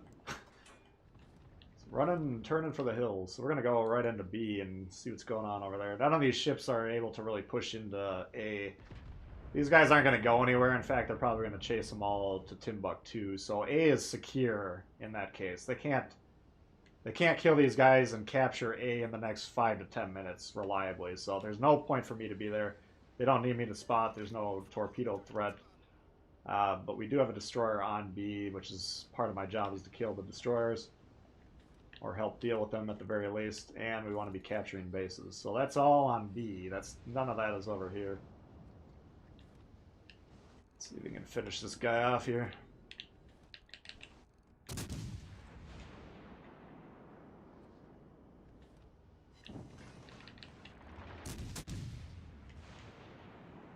I don't know if these British heavy cruisers all have very strong side armor or what, but I thought he would be dead after 1 or 2 salvos. That sucks! That was horrible. Fuck. Well, that went awry.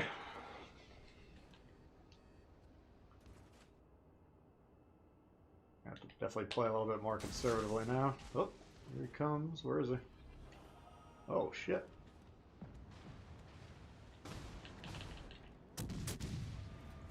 Oh, he is right there. Let's see if we get him. It's going to be a... All the destroyers going down very quickly. Shit, our torps didn't hit him. Ah, we're dead. Fuck. I thought that was going to be like a glorious double kill on the destroyers, but they took us out instead, which was a disaster.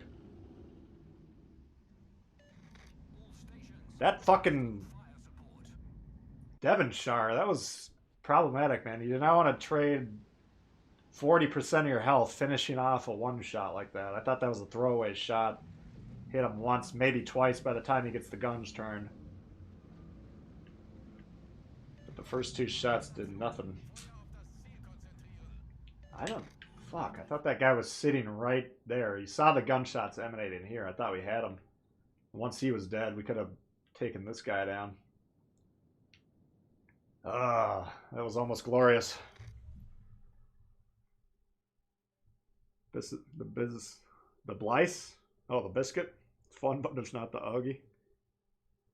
Do the Italians have the high-speed smoke? They do, but I think they increase the duration. Broadside, Devonshire will die. Nah, that was... I don't want to say it was quite a style points play because I don't think my teammates necessarily had a shot at him. We do want to kill him whenever possible. You know, he could potentially hide behind the island, wait for those guys to rush, torp, and then die or something. There's always a possibility he could have done more damage when he already should have been dead. That's why I was trying to kill him. But can we look at the ships we don't have from early access? Probably.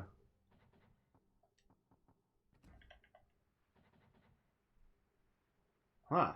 I have no idea why we didn't do any damage. It doesn't look like something that should have blocked 2 salvos of HE.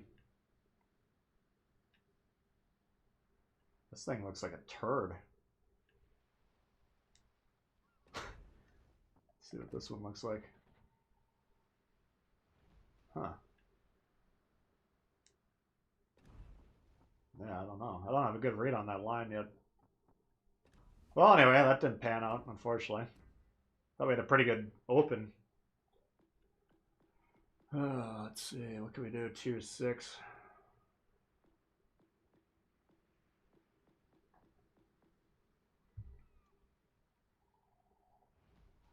How about playing the York? The Duke? Yeah, we could try it.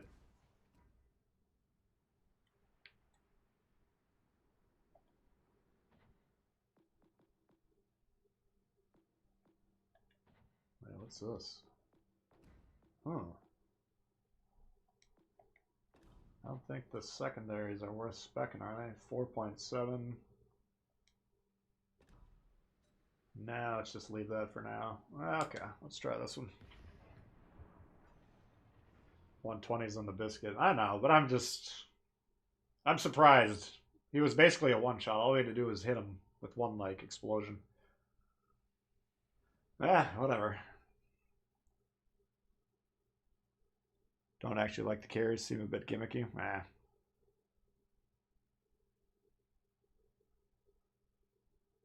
You gotta keep in mind they're still early test phase, but I'm really trying to keep the pressure campaign out. The problem this game could die if the people begging for them to be doubled in strength get their way. That could legitimately be the end of the game. So we gotta try and do our best to prevent that. Play the NY with historical camel. I don't have that. Can't polish a turd.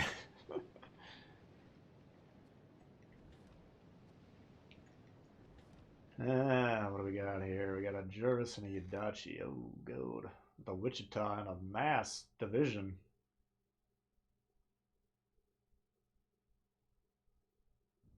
Their division is Yudachi, Wichita, and Mass, and our division is Benham, Cheshire. And we got a pair of Odins. Alright. What the fuck are you doing?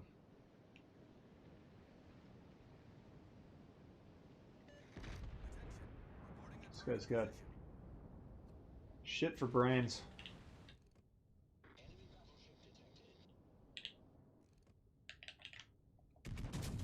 Jesus Christ, man. We get it.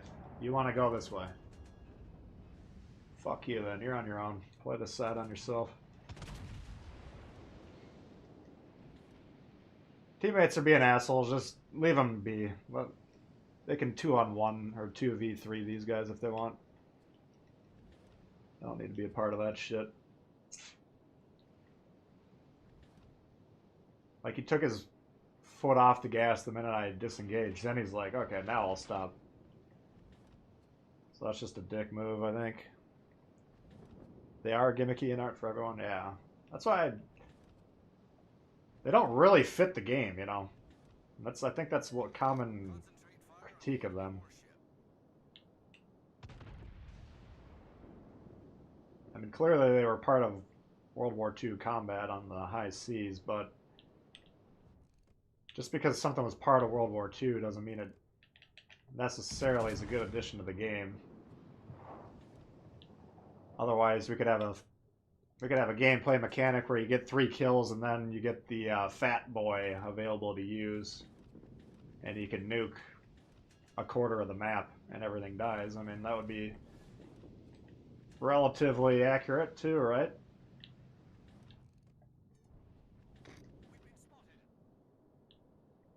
I don't think it would be fun, but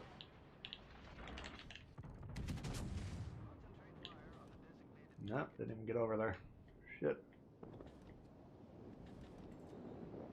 Alright, now he's got his 1v3. Let's see how he deals with that.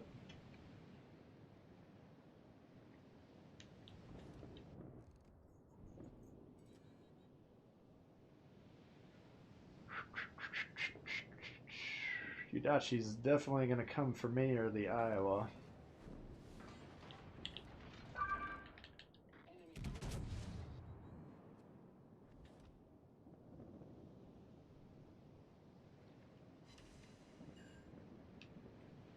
Nah. I really just don't like playing this ship with just the HE.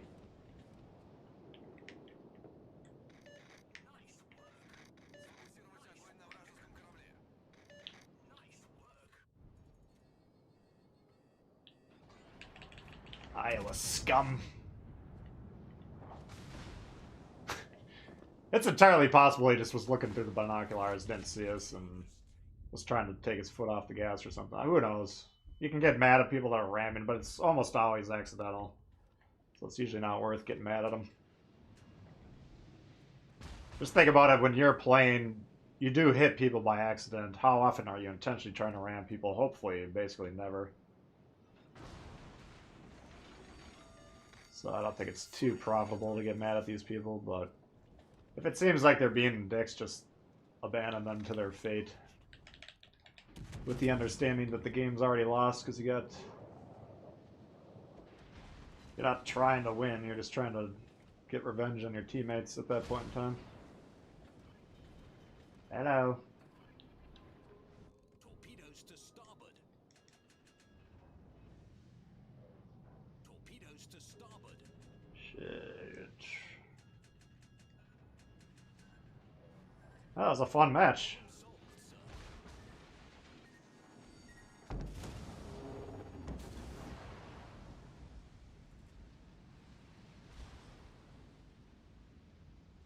was realistic, your sonar wouldn't stop working after 2 minutes. Yeah, exactly. At the end of the day, it's a game, you know. I mean, it's like playing Monopoly and being like, you know, trying to compare it to real life. I don't know about you, but I don't own too many railroads personally.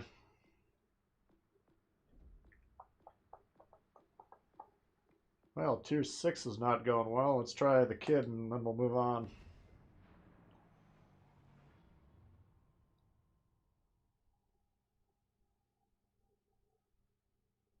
Is Duke better than the king? I don't. I think it's got a sonar, if I recall. I mean, I don't like the king and I don't like the Duke. But some people like them both quite a bit, so it's just not my style.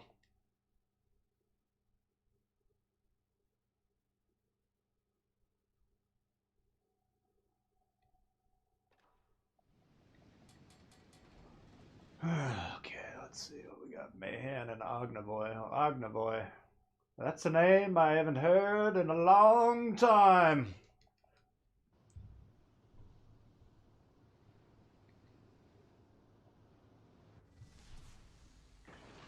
I think that's the only ship that I've reviewed that I don't own currently. Used to be the gas can and that one. I buckled down and got the gas can. Well, we had a great turnout again today. Appreciate everyone tuning in. Who are you guys picking for the Super Bowl?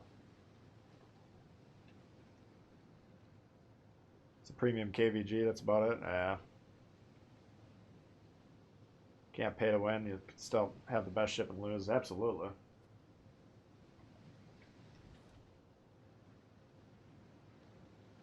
Absolutely. That's what I think. I think the biggest misconception brand new players have is they think I got to rush up the tiers to get to tier 7 because once I do that, I'm going to be unstoppable. But you're playing against ships that are balanced against tier 7, and if you're rushing up the tech tree and they're doing their due diligence and learning the game, well, they're going to kick the living piss out of you. Shoot this guy. Where's the guns? Why are you looking down yonder? Shoot this fucking thing, will ya?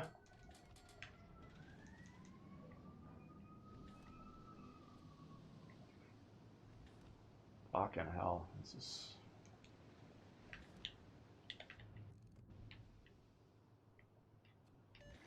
Alright, so he's abandoned his destroyer. I was gonna say, like, you know, if you got 2 destroyers... Oh, fuck. If you got 2 destroyers in the game on your team, you gotta kind of really make sure you're supporting them. And so the fact that the Helena, which is one of the worst ships for me to deal with, or any destroyer for that matter, is spotted for over a minute and didn't take any shots. That's not a good sign. It's a sign of a team that doesn't know what the fuck they're doing. Come on. Yeah, we're gonna have to disengage here. These cruisers are gonna kick the piss out of us. This is too fucking bad, man, because we could kick the shit out of that ship 1v1. Had to waste a smoke. Losing map control. I mean, this is not a good start. I don't know where this fucking Ragnarok went. Where is he? Where are you going? Relaxed Tomatoes 70? Jesus Christ. Well, this looks like a loss to me. I don't know about you guys.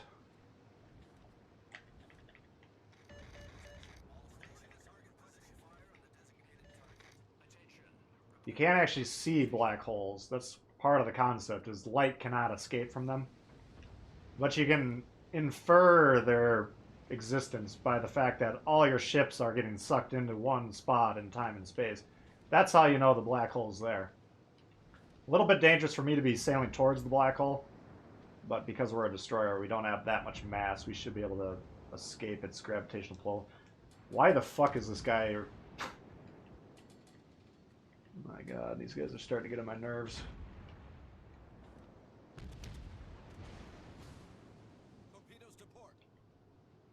But unfortunately, because these cruisers are guarding this destroyer, we can't really do anything.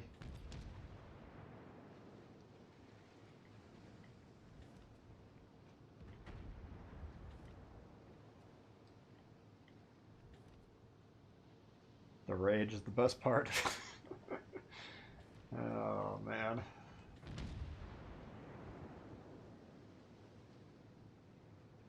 I just don't appreciate playing games with people that don't. I mean, what is this? These guys back here doing? I don't understand what they're doing. It seems like a waste of my life.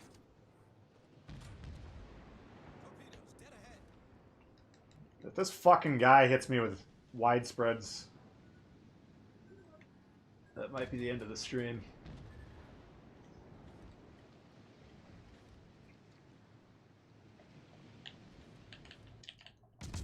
There we go.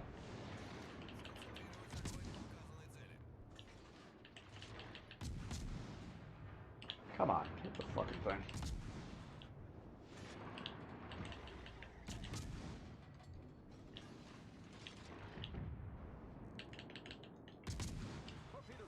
The fuck? Can I not hit anything?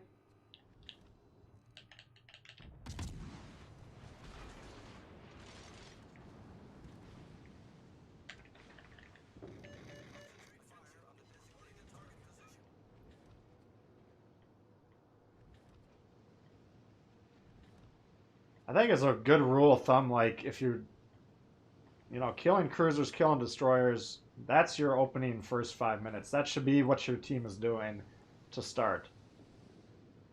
The less time you spend shooting battleships, which you're really not going to kill reliably in that time frame, the higher your win rate's going to be. The fact that I have to fucking 1v1 a goddamn Helena, which is probably the most dangerous ship in Tier 6 for us, it's kind of sad.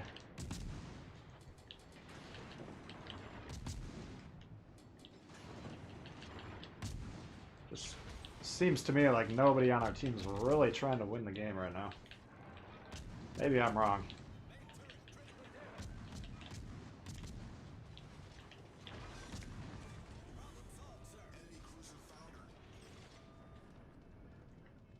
Jesus. You again.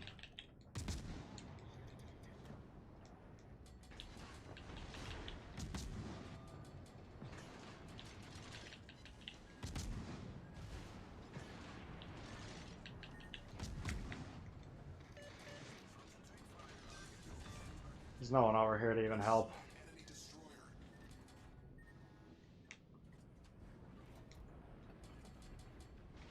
Fuck. Meanwhile, on the moon. What's going on the fucking moon? Let's check in. Are we in range to shoot anything? No.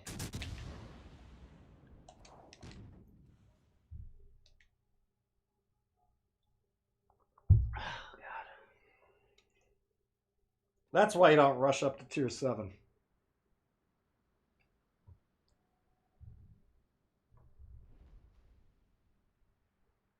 Well, people use widespread torps. Oh, yeah. That's just the gift that keeps on giving. Well, we're 0-3 on Tier 6. I think that's the end of Tier 6 for today. That probably means Tier 7's even worse. Let's try something we can get a win in.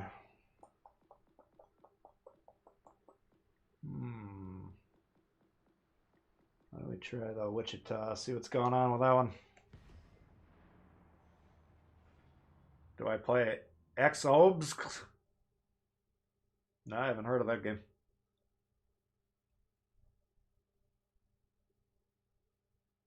Seems like teammates are worse when they play BB. And I don't know. I mean, the worst possible teammate you can have is the suicidal destroyer. If you have a game like the Biscuit, for instance, where we're basically out of destroyers 3 minutes into the game, that's a guaranteed loss.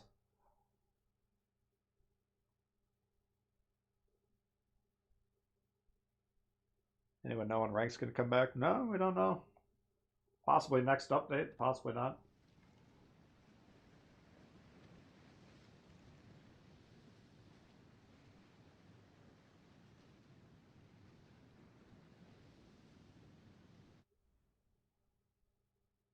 Hey, Daniel. All right, what do we got here? We got a Wichita versus Iowa. Mass, Rich, Odin, Wichita. Holy God. No destroyers. Battle starts. Let's see what we can do here.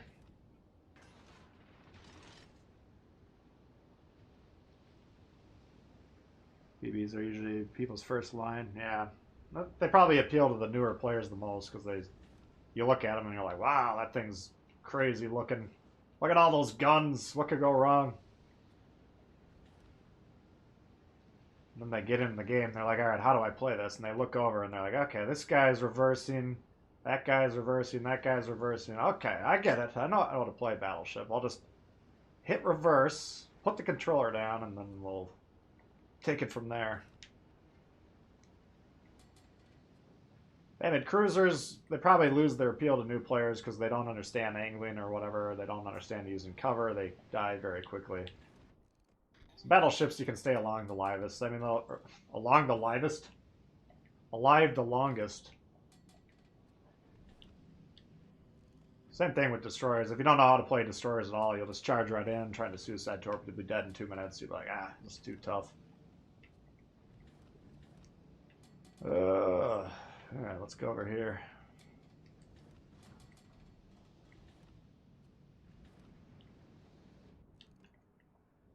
See if we can ding that guy up a little bit.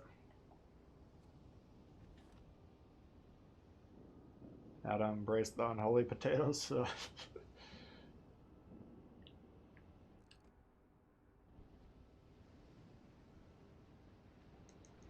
Yeah, they're out in full force today, man.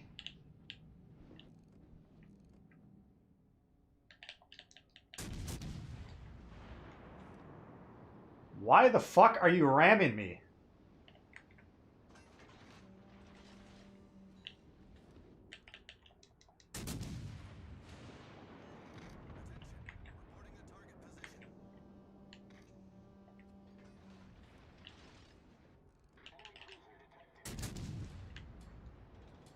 I guess two great minds think alike. You wanted to play the exact position that I wanted to play.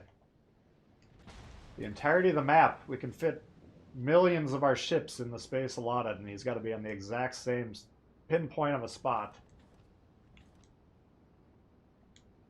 Okay, alright, moving on.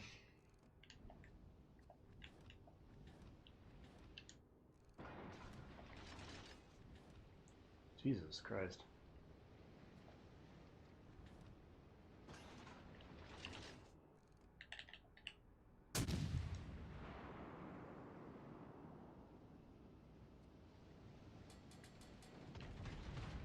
If there was friendly fire, he would be dead. Let's just put it that way.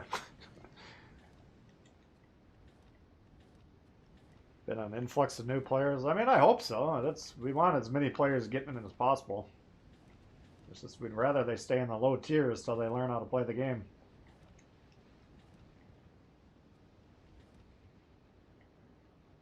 That's alright though. But definitely, I mean, there's no way to pick this game up and be good at it right out of the box. You gotta, even if you know how to play because you're learning how to play the game, it's still gonna take you 1,000, 2,000 games to be somewhat competent, I would think.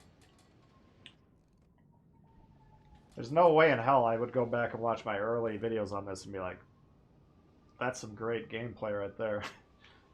Even though I learned everything I could possibly learn about angling and all that stuff. Tactics, strategy.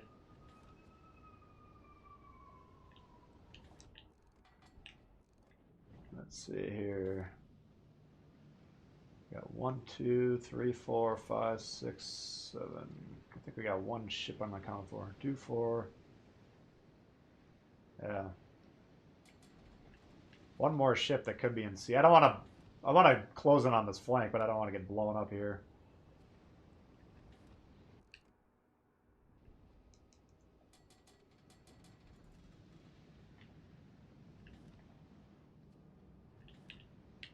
What the fuck is going on with that today?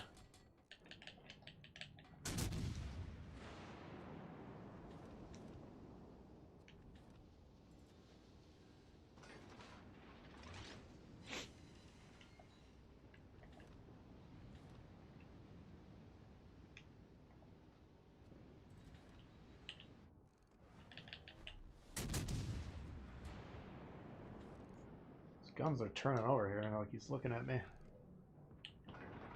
I got twist and track on this though, so we know it's not. Now he's targeting me.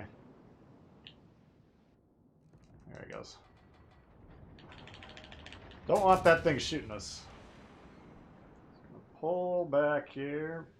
Nice and comfy. There we go. Alright, so if we're looking on the map, we got that and that on those flanks that they're going to all be angled towards. So now we have an opportunity to go right through this gap. We'll have broadside action.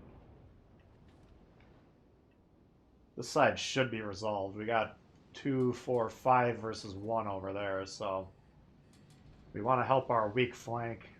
Not with the idea that we're going to win over there necessarily, but we want to damage them, cause problems, slow down their push, make these guys stay alive as long as possible.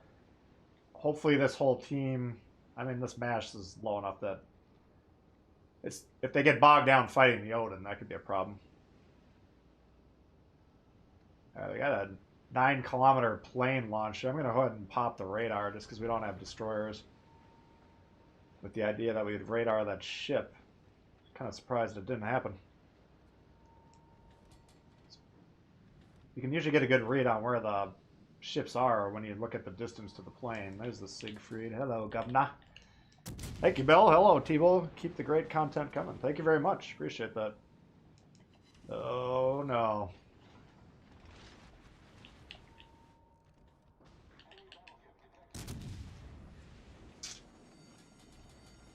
Yeah, we're going to move forward here. The problem is we got the Iowa over here. He's got the broadside, but need a drop spot. We can still, I'm going to turn my guns to the right. We can still poke around this island and still crossfire these guys because they're still going to want to be angled against Lenin, and looks like they killed the guy behind, or else it was that Mayas who left. There's still broadside damage to be done here, crossfire damage to be done. Not for very long though. Lenin's about to go down, then they're all going to turn towards me and kill me.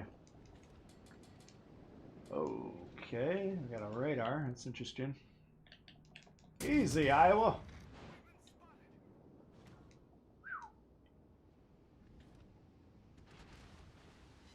All right. So now we're kind of front line slowing them down. That's really this guy's job, but he didn't want to get involved with that.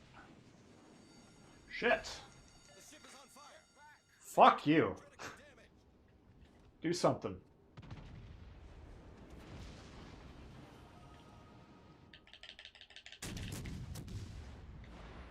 Get back. What do you think I'm gonna do?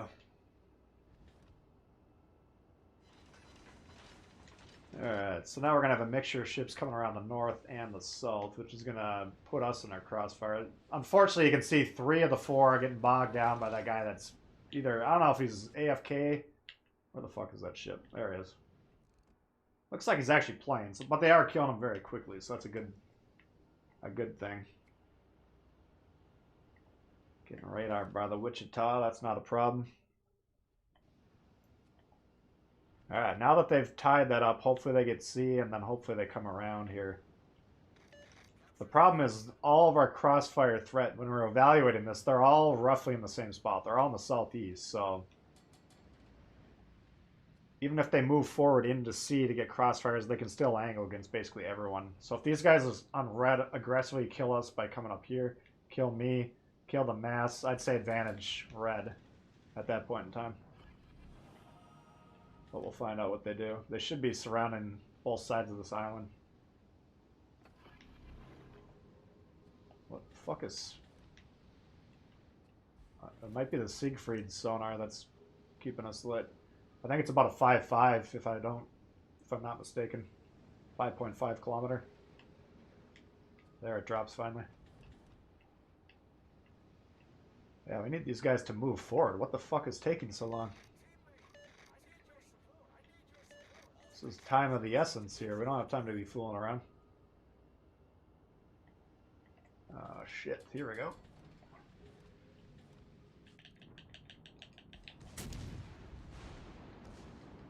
Gotta win this fight. Oh, look out.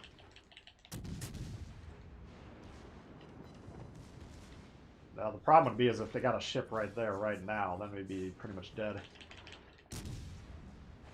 Flash the back guns. I mean, he was going to probably lose that fight anyways, but in terms of dealing damage, I think ramming this mass might be the play right here. If you can pull that off, that'd be pretty nice. I mean, the Siegfried, I don't know. Let's before we commit to that. See, these guys are coming, but again, they're all grouped up in a big, tight line. Oh, he is getting some fire. Okay. That'll lower our aggression a little bit. We're getting proxy spotted 3 kilometers there. That's all right. Because now if he's focusing on us, he's taking fire from these guys. Currently the Massachusetts secondary.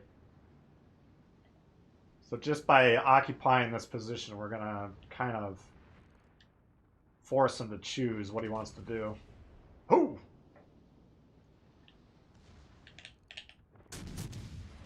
Oh, man, he got us there. Yeah, I should have gone for the ram. Fuck.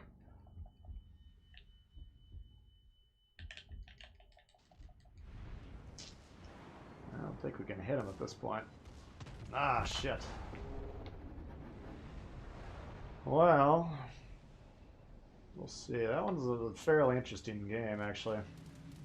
If he rams this, that's a fucking great play. Nice play by that red Massachusetts right there.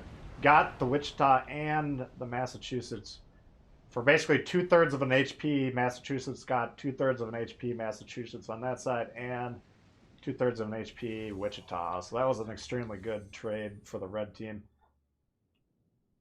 We still got the 3 base advantage.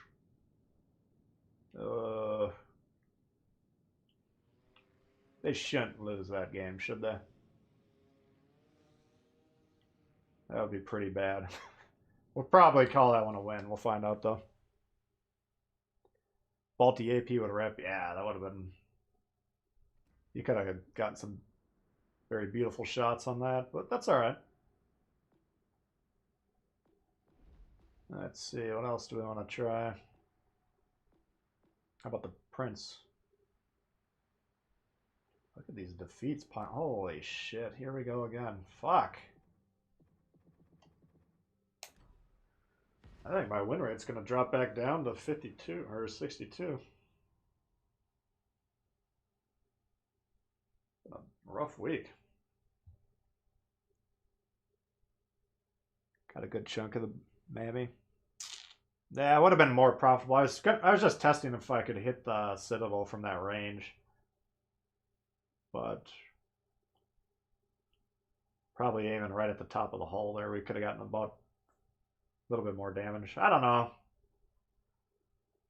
Like, if we would have been going full steam ahead as he came around the island, we could have rammed him and taken him out, which would have kept our Massachusetts alive, which would have been obviously better. I don't think we could lose that one, though. They would really have to be fucking up.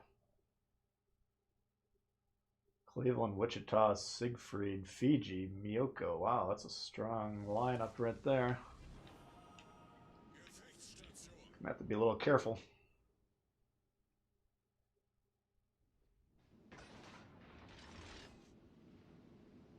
Best commander, IJN destroyer combo. Huh? No, I hate standard games now. PvP sucks. It's just different. I know some of you guys, I know you for sure, Battlestar, prefer the AI games. They're more predictable. It's more just straight up, you know, more like a shooter game at that point in time. Yeah, obviously the PvP is extremely frustrating at times.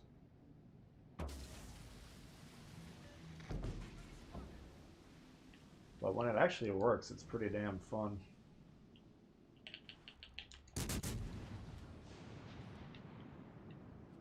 So I hope that guy didn't fuck me up there by doing that.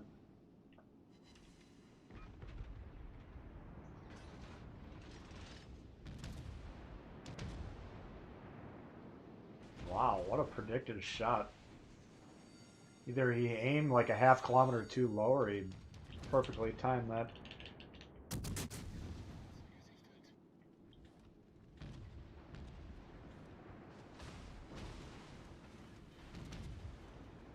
Get out of here alive or not. Jesus.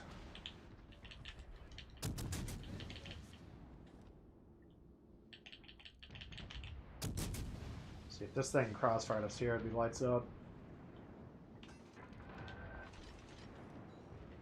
Man, this is their team is beautifully spread out, and ours is clumped up in the back, drinking out of their Dewey buffers mugs.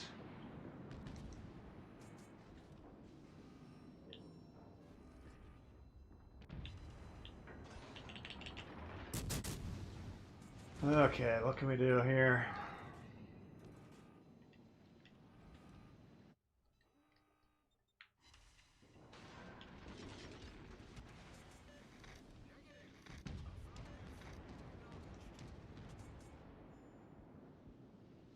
It's looking like a loss to me, I don't know.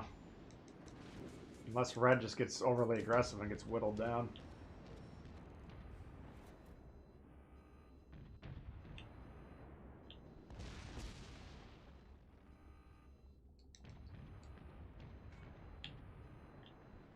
Shoot, you little fuck.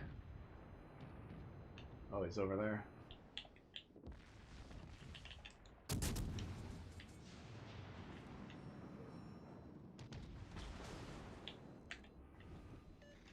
Man, these guys having a major tough time getting going this game. I don't know what the fuck the gameplay is, or the game plan.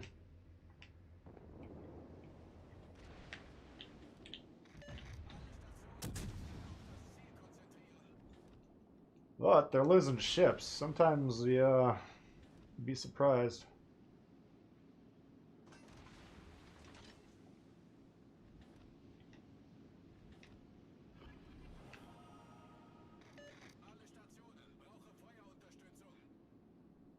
Like the danger, if you got the good deployment like this, but you kind of take fights 1v3, 1v4, you're still at a disadvantage. Like, there's a lot of overlapping firepower in our team right now.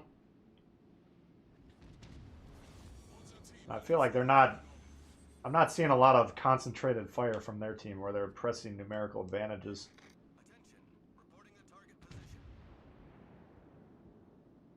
So... this might be one of those games that's just kind of easy to win.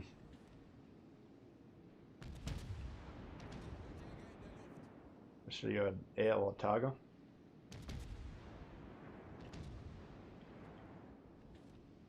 I mean, the commander builds are fun. They definitely help your builds and everything, but I think people put a little too much stock in them. It does. I don't know. I mean, that's just very strong commander. Yeah, I'd be one of the top commanders in the game. Just because of the potential for inspirations. Fuck, this is taking too long.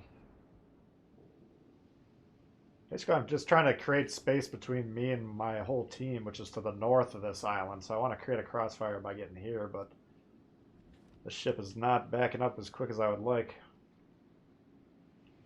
Maybe should have just turned around and driven straight over here. It's a lot easier to disengage, though, if you're pointing away from what you're trying to attack.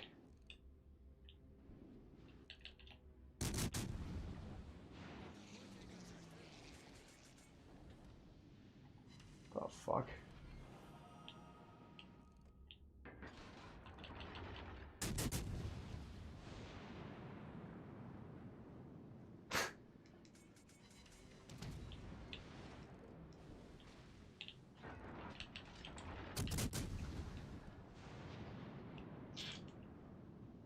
Now they're clumped up and we're spread out.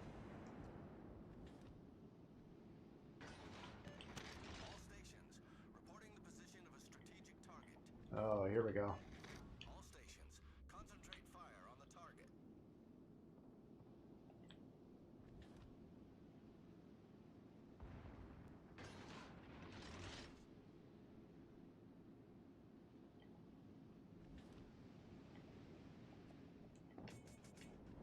Jesus.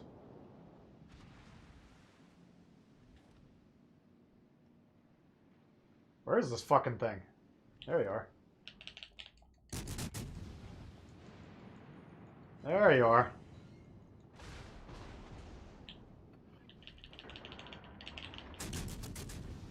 There you are. Alright. Took a while, but we got him.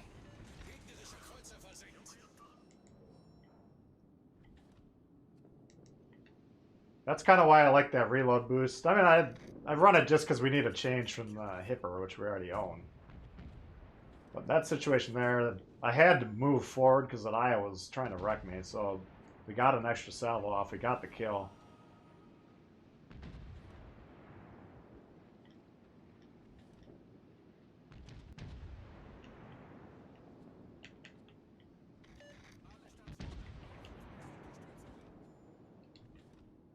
Very strange game. I don't think I've ever seen this deployment like this. Like a vertical deployment on this map. Unser Team hat die Führung übernommen. Fuck. What's the Siegfried Torp situation? I can't remember. Like the lemon inspiration for dropping spot slash I think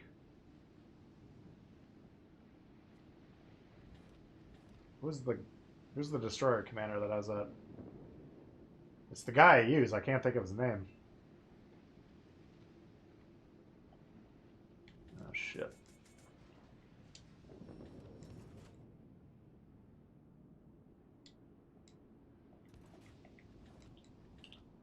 It's like Guy Lafleur or something like that. Might be dead here. If this guy shoots me, I should be dead.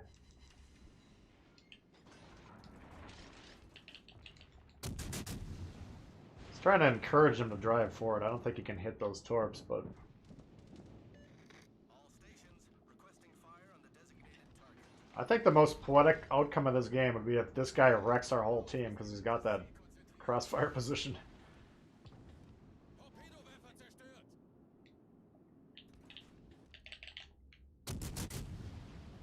Alright, this guy's trying to be sneaky.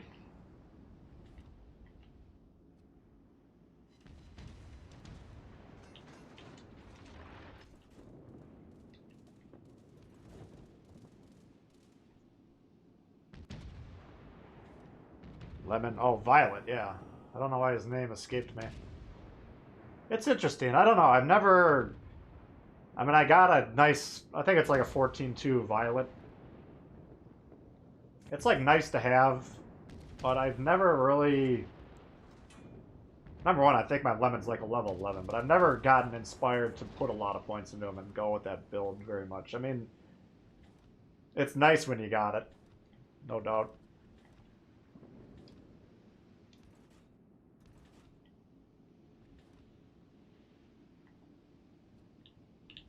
But I've always, if I'm running a concealment build, I'd always just rather straight up run Makawa and maybe even Swirsky if we're going hard into the concealment. Alright, I don't think we can lose this. Let's goof off a little bit.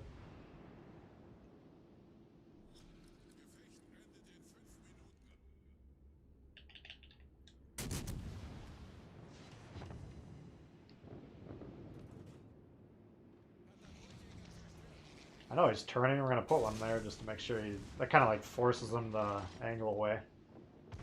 Oh, shit.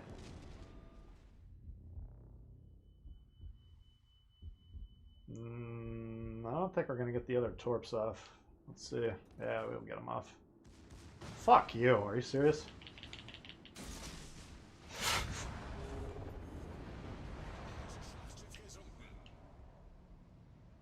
Whatever. We'll take it. Red team threw away an almost certain victory. Absolutely, man. That early deployment was like the betting odds were heavily in Red's favor, and then they to open with, like I was trying to say, they were sending ships in one at a time. They got wiped out, and then they just all kind of encountered their own gravitational anomaly. Yeah, so we won a Wichita game. That's good. I didn't think we played that bad, but middle of the pack, we'll take it. But yeah, I don't know, this clumping up thing, that's my main worry about the crew or the carriers, is people are gonna start clumping up even more. Nah.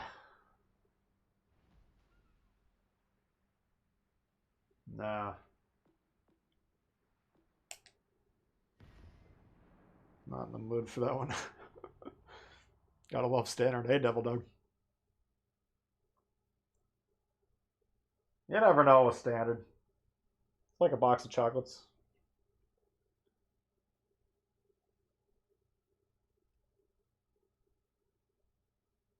Ruse-based trade is meh. Yeah, I don't... I run Rue on all of them. That's probably one of the lines I spent the most time just sitting there going back and forth on the merits. For me, the French, you gotta have the mobility. You gotta get the dodgeability going. Yeah, Ruse-based trade. I mean, I think I'd put it on the Russian cruiser build at one point as an inspiration, but boosting damage of the shells, I think, is not that strong. I've never been a big proponent of it. For inspirations, I think there's usually stronger picks.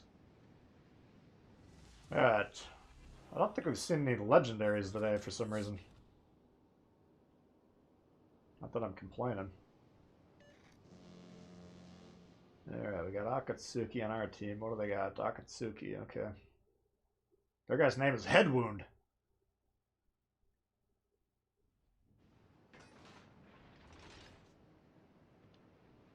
Be great if Lemon and Ruse traits are swapped. Yeah, well, I think they balance those commanders like that. That's one of the balancing factors. Like,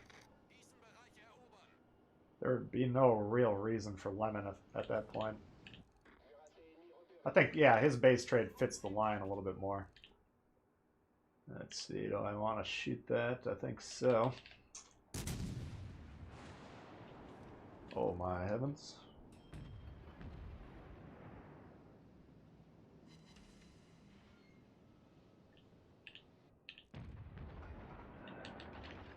Come on, big money. Oh shit.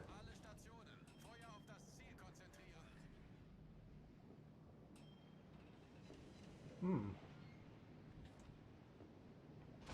got splashed by some sticky stuff. I don't even know. It looks like he's turning out. He might not. Ho!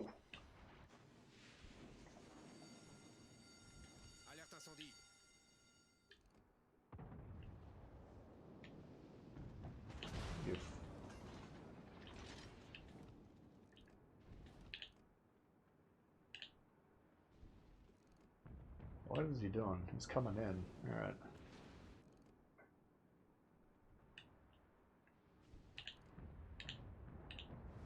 Gotta get a read on that guy.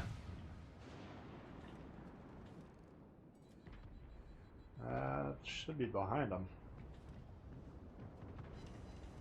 Alright. 11k, we'll take it.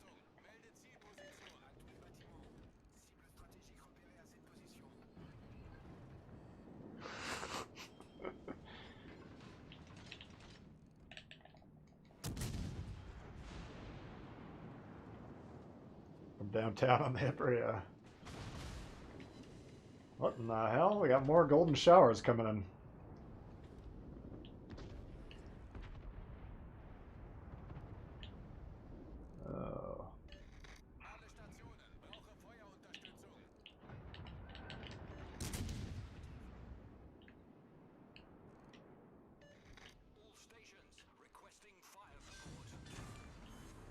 I don't know what these torps are. What an Akatsuki.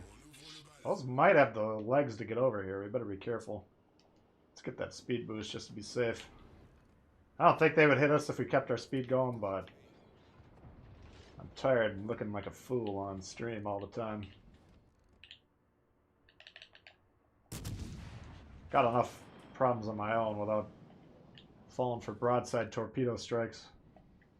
Hit-go!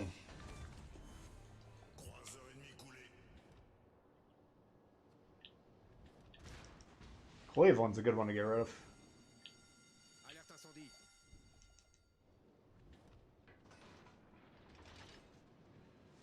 Keep them lit.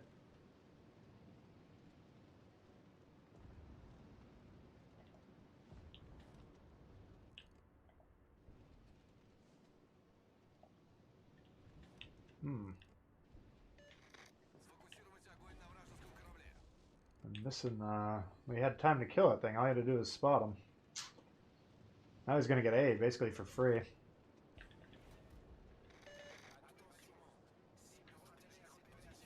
Alright, well, nothing we can do about that, unfortunately. I guess we should resolve... If we can resolve this eastern side quickly, then we can... Oh, there he is.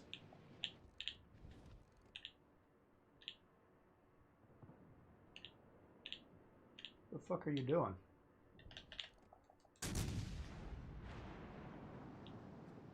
Usually if someone's just sitting there, I try and deselect them just in case they got Ingenious on.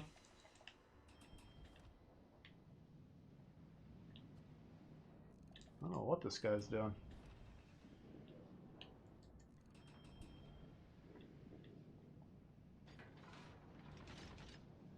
Alright, that I was going to get him permanently spotted here any second. We got this island. I'm trying to get it between us and here so we can kind of turn our attention to this western flank here and then hopefully put the kibosh on this guy.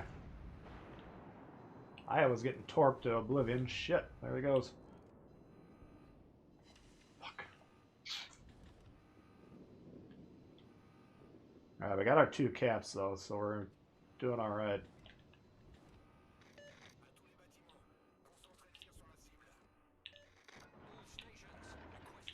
Jesus, it doesn't lock on half the time.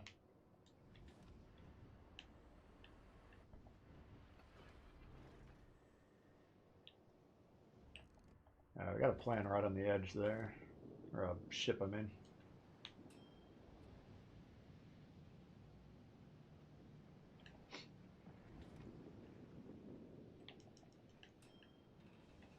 God, what the...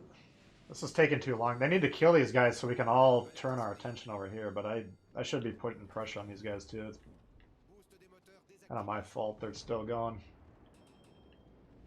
But once you got the flank and you got the middle, then you hold the middle from the other side. That's the strategy. So we're already on B. They don't have a destroyer. Ooh, Roma took some damage. Alright, perfect.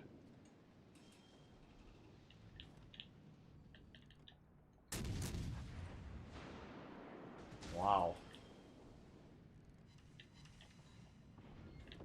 There we go. Alright, I'm actually going to move forward just a smidge. Cut down the possibility of the Jean Bart and the other battleship to hit me. I still want to kill the cruisers. Because we do have a destroyer. Whenever you got the destroyer advantage, you want to kill the cruisers. To open up things for them. Especially if it's a Helena and a Hipper. Those are 2 major problems for destroyer players.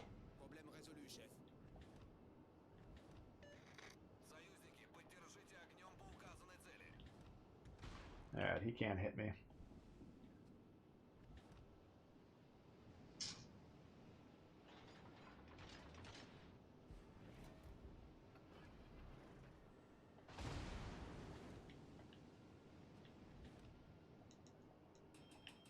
So basically we got this hell in a pin. He can't he can't move forward, but he is. Interesting.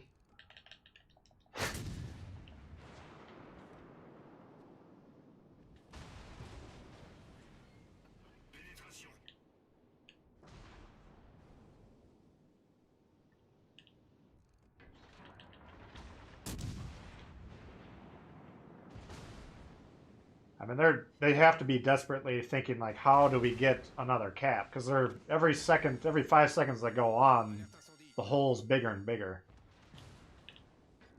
Now, from their point of view, I'm probably the biggest obstacle for them getting caps. So, what the fuck was that?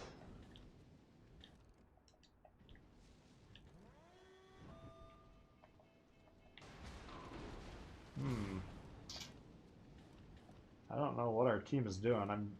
I got 3 of the 4 ships over here, and I'm not seeing any covering fire coming from behind. I guess if they're all focusing him and they're shooting, that's good enough, because Jean Bart can be a problem. He's the crossfire threat down there for our whole team. So I'm not mad at them being focused on them. They just need to go ahead and finish him. Here you go.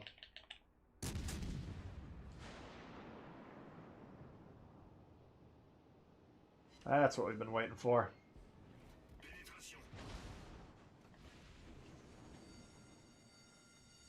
Alright, this should be loss proof. We're gonna aim towards him again, deselect him. There's a good chance he doesn't have, yeah, he does. You can see as soon as we selected him, he moved forward. So he's probably either got Hipper or Lucians, potentially. Just something to play around with. Keep it in your mind. If you're selecting these guys on their screen, it says they're being targeted. If you pull it off, then they're not. It's not showing them that, so... Kind of a more advanced level play, but easy to implement. Alright, I got a sniping CNOP. Is this guy playing?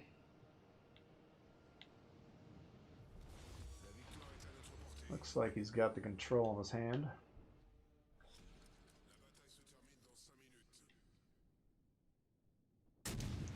This guy, why is... Keep him lit, man. What are you doing? Why are we possibly thinking shooting is more important than spotting? This is the absolute worst spot he could potentially be. He's got a... The best thing he can do is sit right here.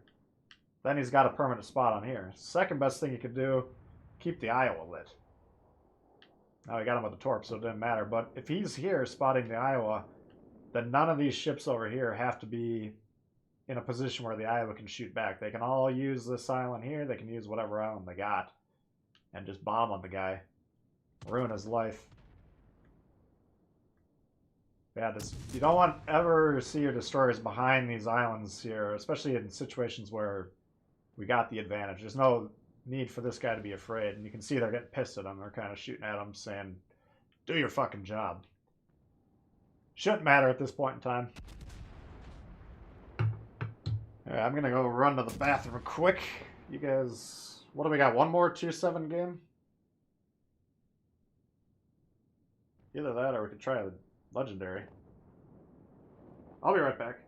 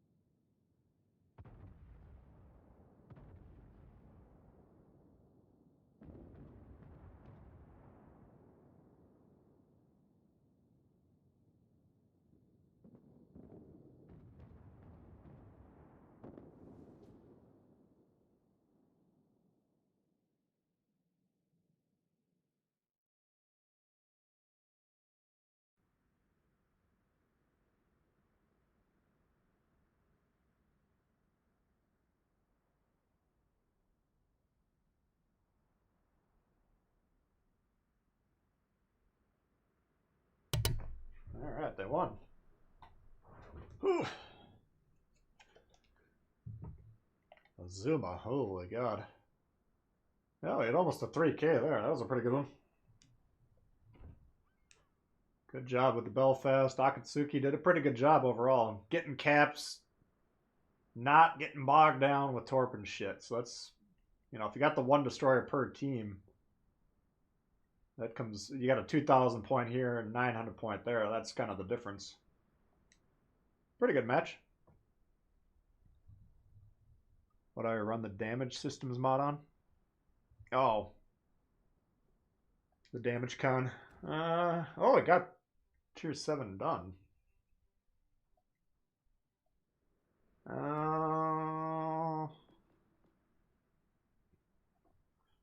I don't know. I didn't ever put it on any battleships for over a year. Probably about a year and a half, and then... Well, I mean, I probably did right when the game came out, but I've been testing it out here and there on certain ships. Like, I think I got it on Odin. Yeah. I've been putting on more and more battleship builds, but I usually don't.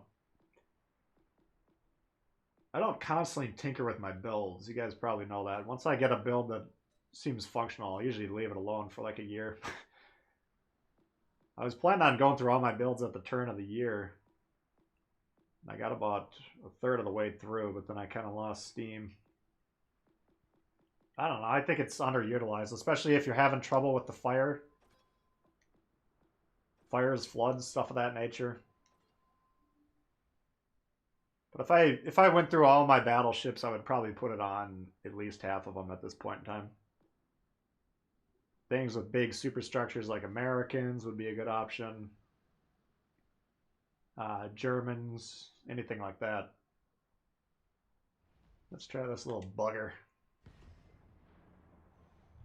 Is AL Sharnhorse my only tiers or level 16 commander? No. I got a 16-4 Cunningham for crying out loud. No, I probably got, let's see, Scott's levels, I think Scott's 16. I think he was the first commander I put up to 16. I don't necessarily run him up that high. If I could do it all over again, I think putting him at 14 would be good. Let's see, who else do I got? I got Makawa and Yamamoto at 15. You can go ahead and boost those up to 16 anytime. Cunningham, Nelson, I got 16s on. Bismarck, maybe Von Hipper. I think I put him up to 16. Hyde, 16. I got a lot of points in German battleships. Scharnhorst. Bay is 16. Kadyrov is 16.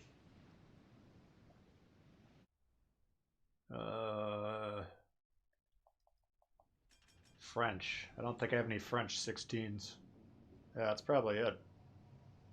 I don't know. I got a lot of high level. Whoop. See my name pop up on the screen there. I'm talking on the comms. We don't want to be on the comms, for God's sakes. That's a no-no. All these guys on my team would be like, this guy's the biggest fucking asshole I've ever met.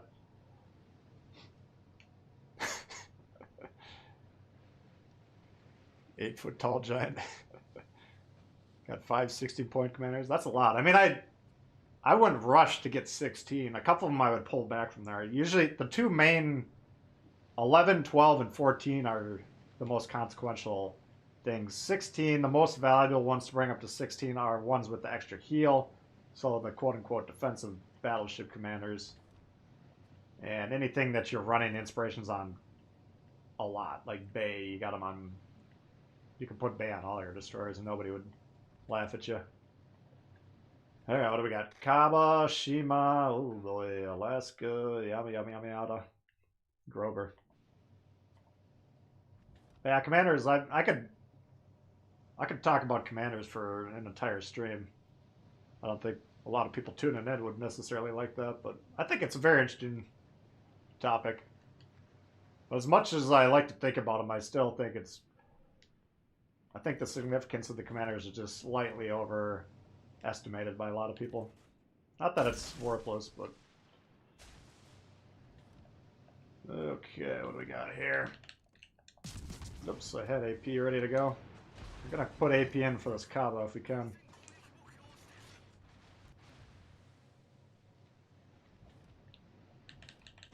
He's got a busted engine with torps coming at him. Kaba's got enough armor that you don't want to be broadsiding that thing. No Citadel, obviously, but... Oops. Do we got the legs on those torps? Yes! Yes, we do!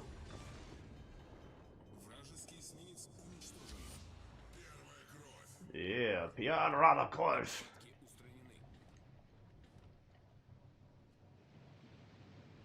Yeah, Z-23 is kind of a weird duck. I wouldn't call it a gunboat either.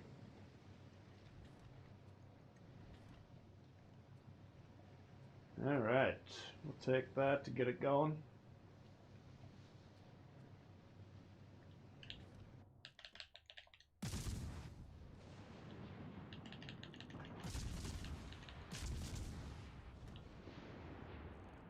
See if we can piss this guy off a little bit.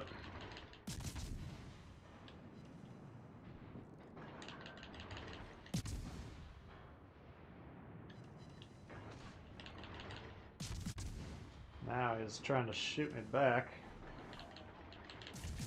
If we can hit that superstructure, we should be getting about 3, 4, 5k per salvo, which is a lot of damage when you're...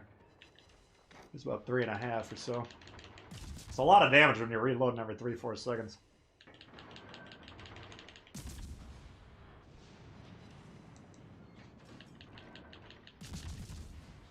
There we go.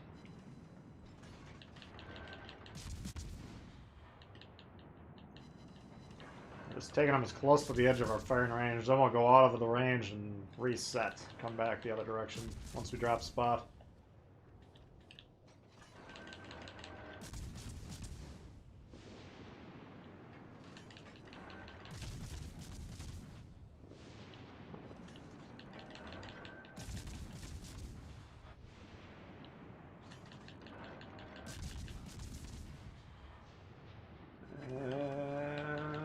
Quite as good on that guy. Fuck. Why are we not... I think this guy turned into me. I gotta be paying better attention there. I'm trying to intentionally become unspotted. But eventually these guys are gonna want to shoot me, you know? So you kind of want to be the distraction factor.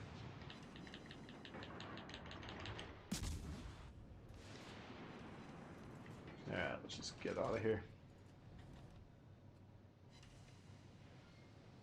I don't think we want to get bogged down on the edge with this thing, because once the engine gets cut, this thing's kind of clunky.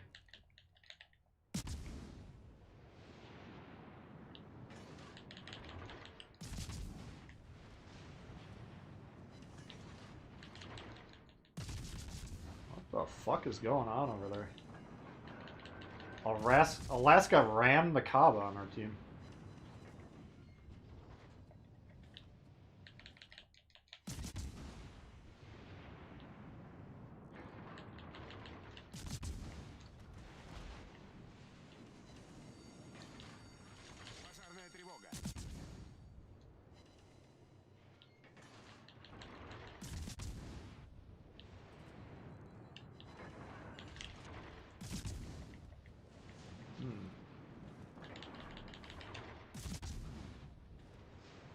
Pop that engine boost, I think.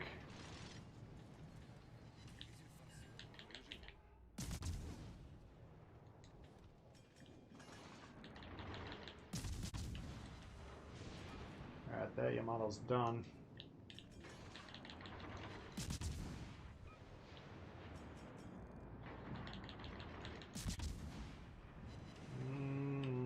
Less than 15 there. We'll test a couple salvos. 18. Let's try some HE, see what happens. Yeah, we're not getting the huge damage. There we go, we got another fire. If you're not getting great results with the AP, just go ahead and switch back to the HE. Any fire you get is just going to be like compounding interest. A Mulphy we can definitely damage.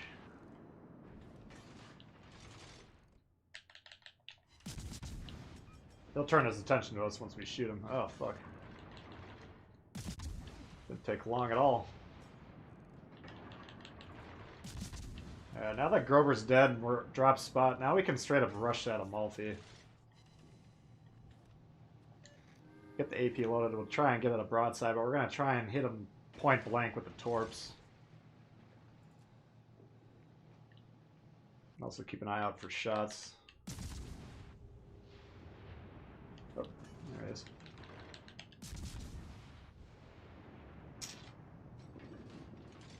Oh, there he goes. Alright. So we gotta get A quickly, then get back to defend B. I'd rather most of my team go to B, so I'm gonna suggest that. But if they all get on A to capture, I'm not gonna be mad.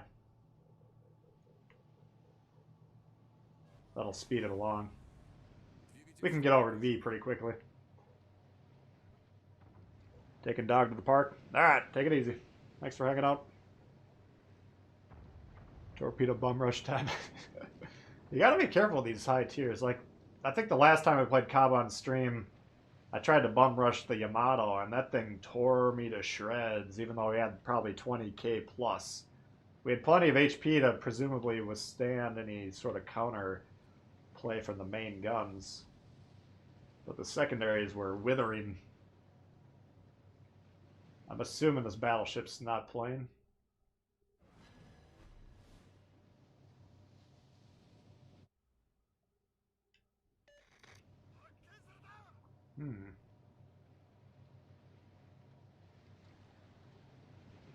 What are these torps? Is that a multi-torps? That must be.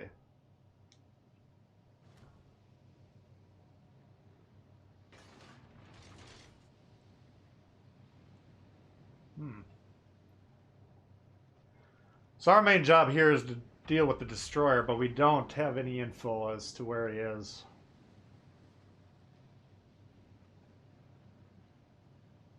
I think he's been unspotted for quite a while.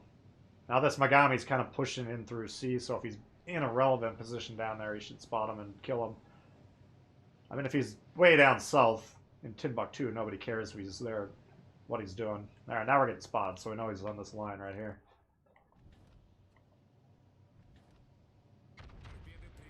Wow. Shima.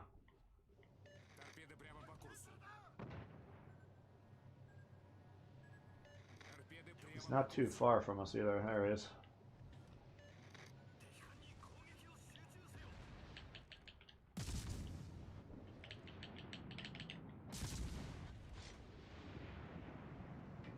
What?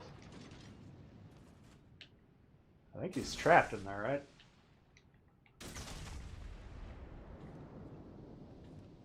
Unless I'm... Oh, I think he maybe could go out there. I don't know. I thought he hit the beach. Maybe not. Shima... What's the torp reload on the Shima?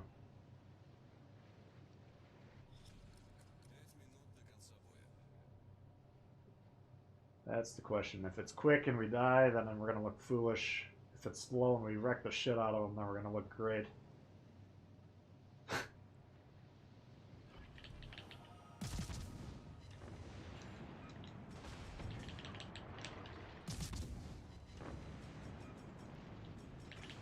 Alright, I don't see any torps, do you? Looks like it was slow, alright. So we look great.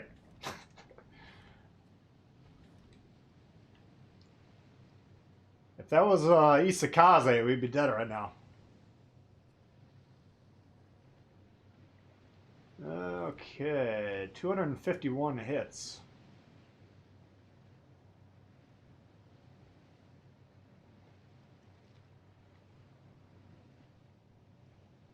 $180 seconds? 100 seconds? I guess it depends on your build, of course, but as long as it wasn't like a 60, 70 second type reload, then we're alright.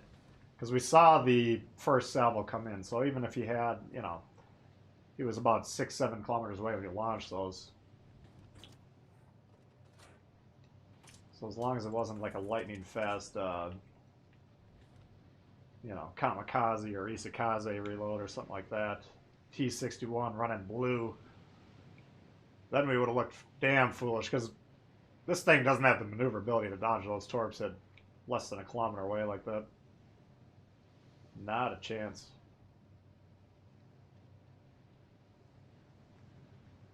Be a good match there, though. See if we can get on this capture and get some extra points. 2 minutes? Okay. Yeah, I got the Shima. I just really haven't played it since I got it. Been a lot to cover lately.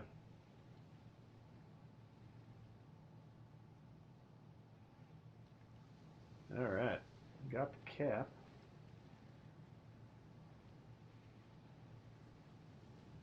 Let's see if we can nuke this bozo.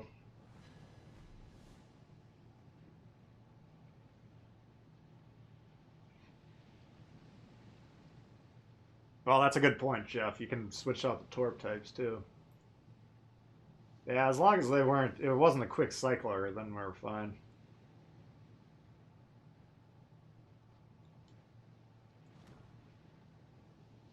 Got a mass.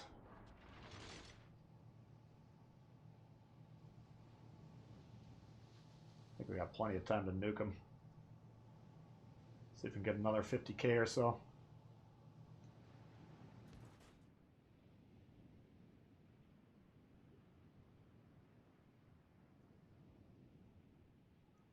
Guy's running like a little pussy. We might as well fuck him up, right?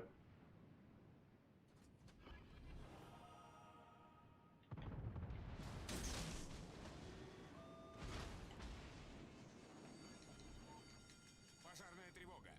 Just trying to speed up. Неполадки. Just taking my time there, seeing what he's gonna do. I don't want to miss both salvos.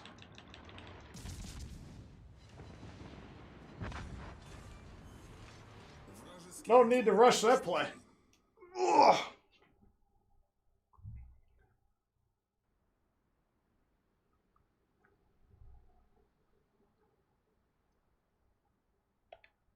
Yeah, not too bad. Pretty good squad here. Yeah, I like these scores. This is a pretty, except for this guy, who's probably sniping in the back with the Bismarck. Pretty solid team scores there. We'll take that. French DDs need twist and track. Let's see what the commander builds on those guys are. French DDs and cruisers, both of those I spent a long time. Like, I would be... Yeah, you don't have any indicator.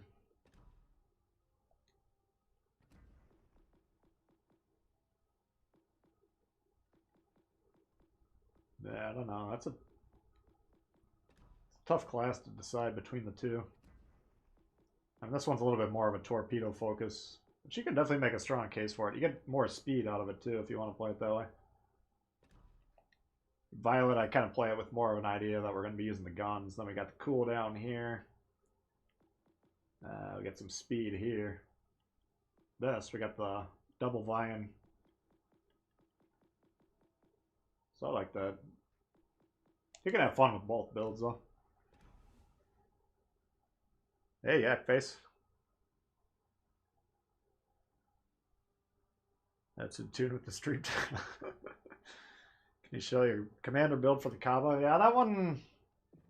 If I ever take a moment to think about it, you can definitely make a build just for the Kaba. This is my standard Russian DD build, so... It seems to work pretty well there. But... If you saw what I was doing early in that game, which was long-range harassment, I think that's a key component of the Kaba play usually. That, you might be more profitable running Gurren, who's got the similar idea, the incoming dispersion. You could plop on Vian over here, potentially, if you wanted to. I got this guy set up just as something I was fooling around on the Leningrad and the Tashkent, I think. But I could potentially put this one on the Kaba. Then you'd have your speed here. Probably switch this.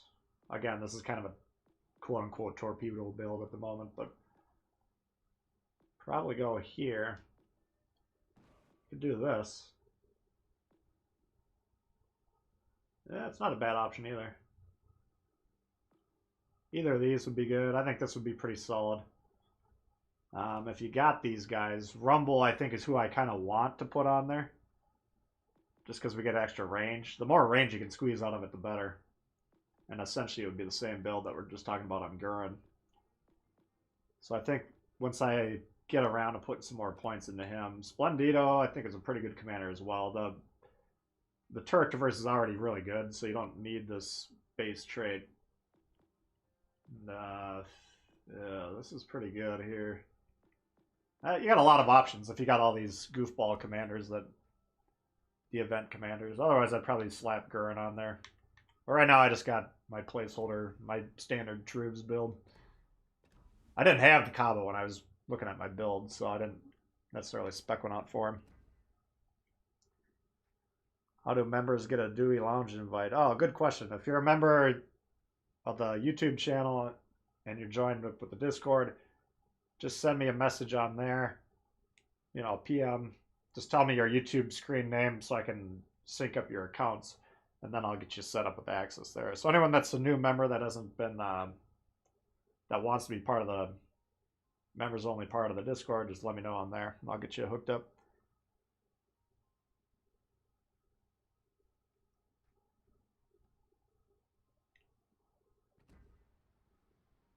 Defensive cruiser commander, best for Kaba. Let's take a look at that. Let's see, where is he? Makarov.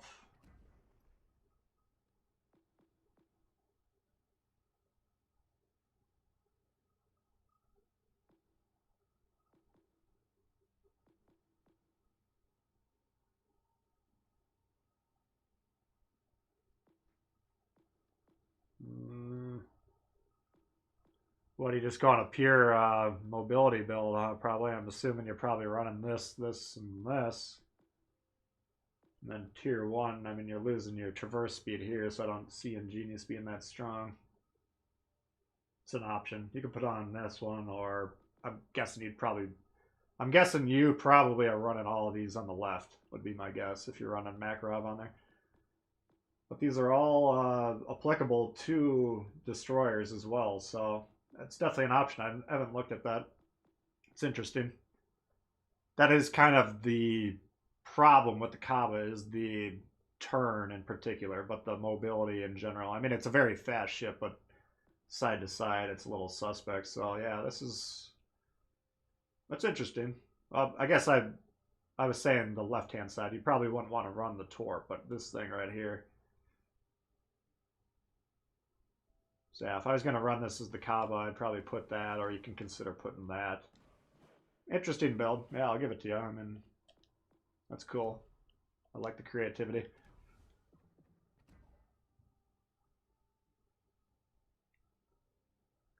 Got around to buying the Vanguard after having it unlocked for 8 months.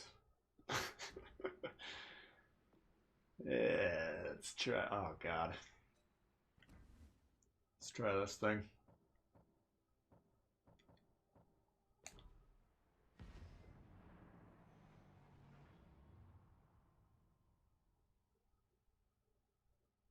Does the IFHE work on DDs? We'd have to look at the wording.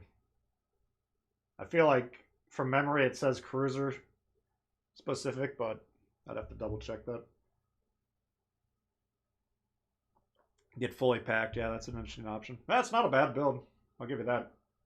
If you're gonna look for these kind of off the beaten path builds, you want to be looking at, does the perk say it applies to cruisers only, destroyers only, battleships only, or does it say to your ship?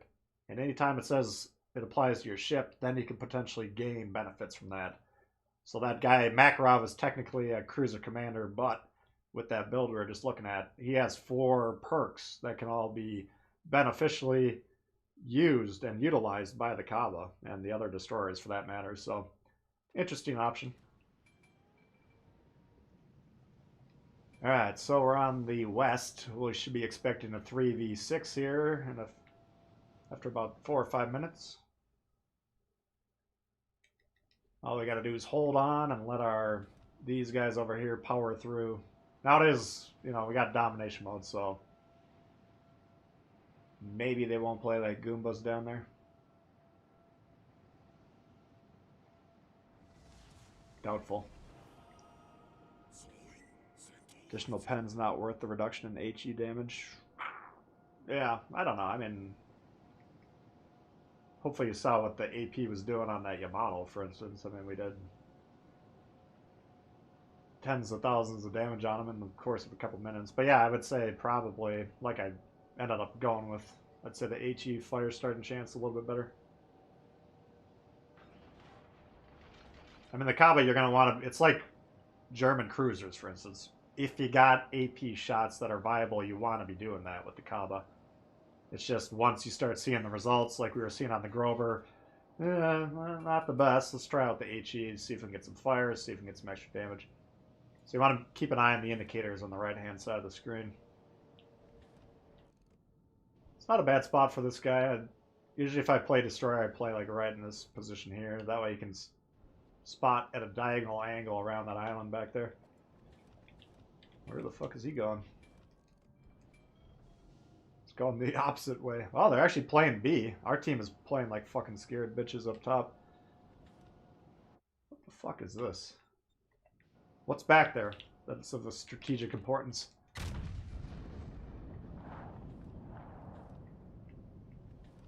I can't imagine they have ships that are back here. I'm looking on the map. I don't see any caps back here, so I don't know why they're projecting strength northward. I don't really see an advantage to doing that.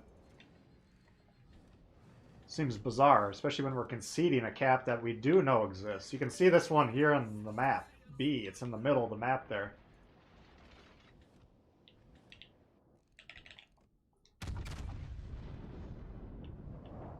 Very strange.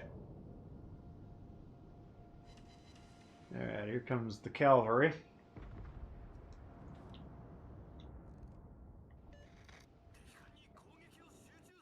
Just keep pinging these guys till they do something.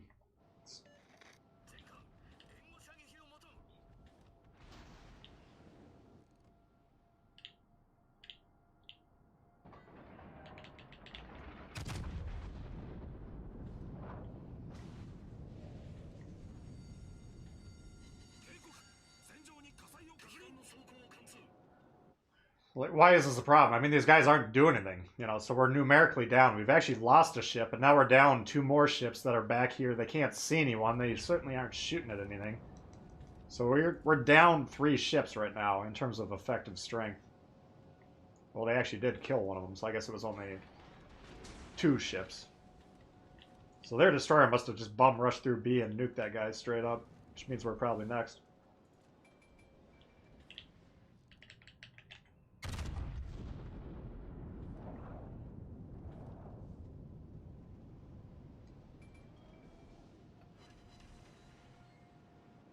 So yeah, this is one of these games that are not looking good.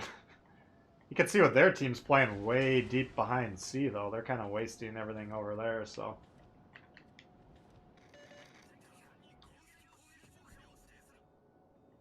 Why do I have a spotter point? Oh, it's because I had that Arthas character. Fuck.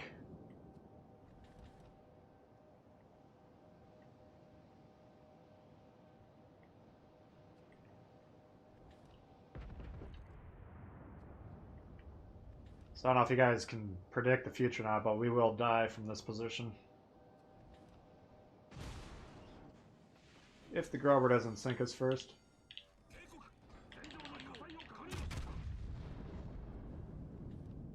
Should be a Yudachi right up here. For some reason, the Alaska's not radaring him. There he is. This guy's just fucking helpless. Why are we in legendary tier, Chief?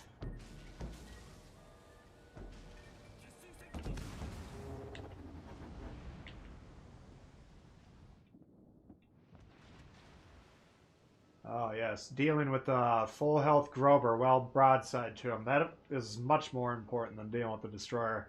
Who just wrecked the fucking guy that was tethered to you, by the way? I don't even know if you noticed that. That's a loss.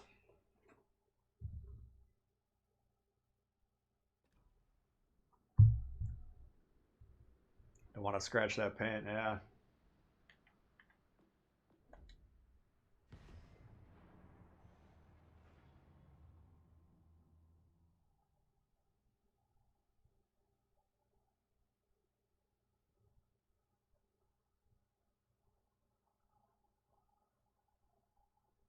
POI torps?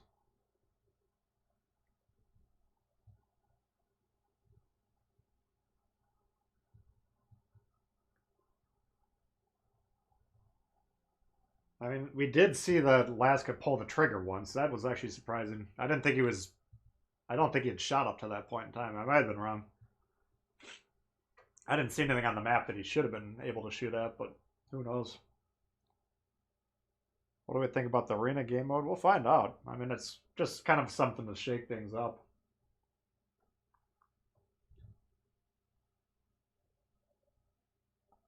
But like basically what it, if it's like the duck event you really only had to get about 10 wins or so to get like the majority of the prizes unlocked, because most of the players, it goes by percentage of the player base, but I think it goes by percentage of the player base that's downloaded the game. I might be wrong about that, or they might have changed it, but I'm pretty sure. So like if you play one game, you're going to be in the 50th percentile. You'll get half the prizes right off the bat. So I don't know. I'd play a few games just see what you can get out of it. I mean, it might be actually kind of fun. 4 teams versus 4. Especially if you're playing with divisions, if you got a couple buddies to play with. I think it'd be kind of fun. Hello.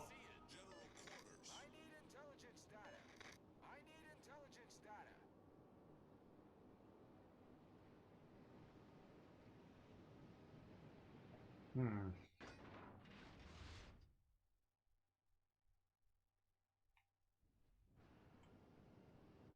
This is kind of interesting. All their legendaries are on the battleship side. We got a legendary destroyer and cruiser. Let's see if we can press that advantage.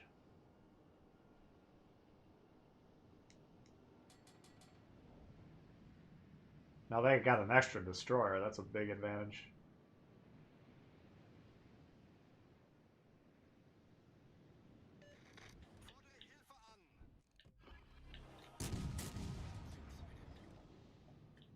Let's see when he drops spot. I don't think he can hit me there, can he? Oh, wow.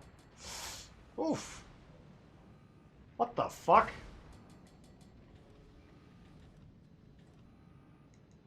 That surprised me.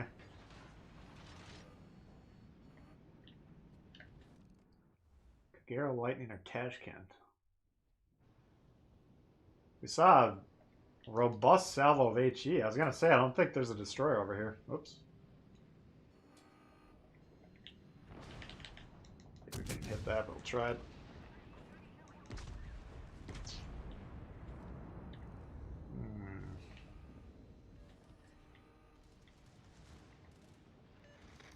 Really in a bad spot here.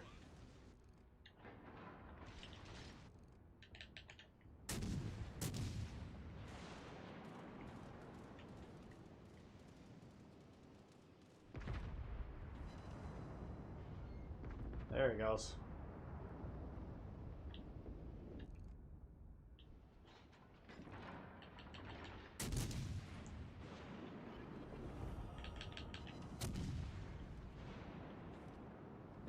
You kind of like...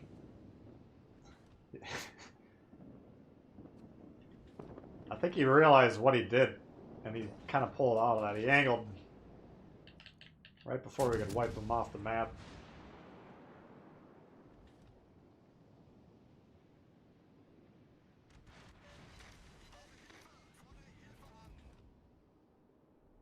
Jesus.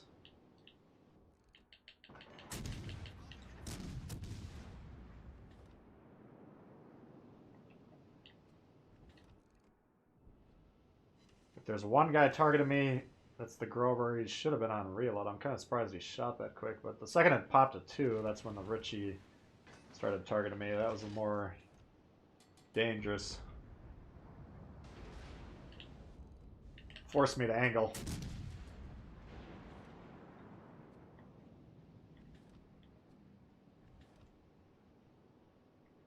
Alright.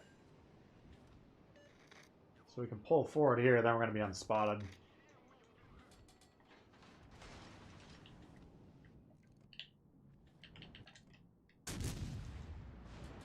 But we gotta keep a strong eye on the base, and we gotta keep an eye on who's back there. Now our destroyer over there is doing God knows what. Look at the guy on the map.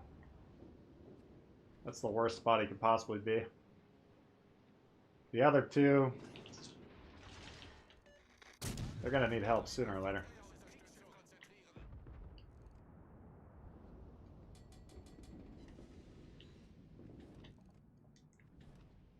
But we don't want to leave the side unresolved. The play is kill these guys, then come through this gap and flank this rest of the team. Oh.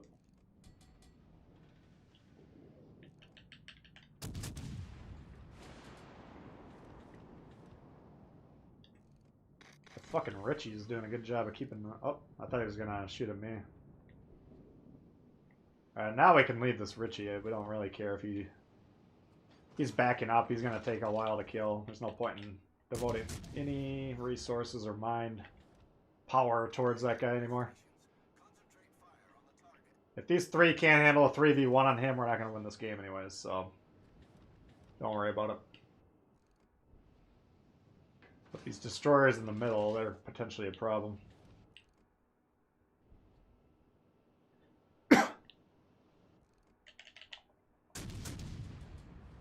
Disco Tapioca, I like it.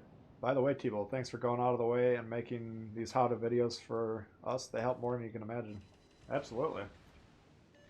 Not a problem, man. Appreciate that. Thank you very much.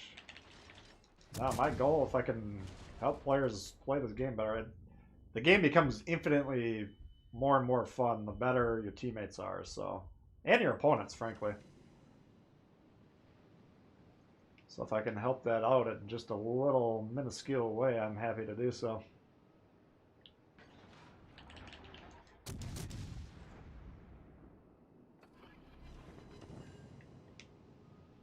Shit. Oof. Not that worried about this guy's torps. I'm worried about being broadside all their heavy ass.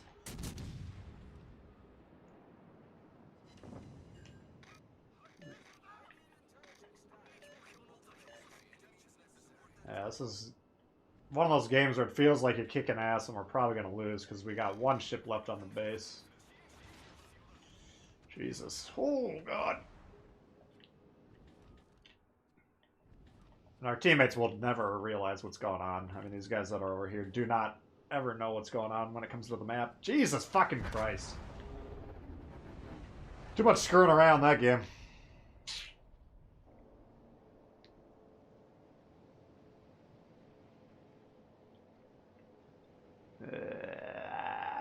Let's see if you can hit this shot or not. Come on, dude. Shoot him. Pull the trigger. Are you on reload or... That was probably a loss right there. If this guy can't figure it out and get him off that base.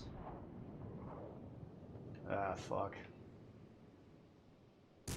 What the fuck? Alright, that's a loss. Oh, man. Thank you, Disco. Appreciate it.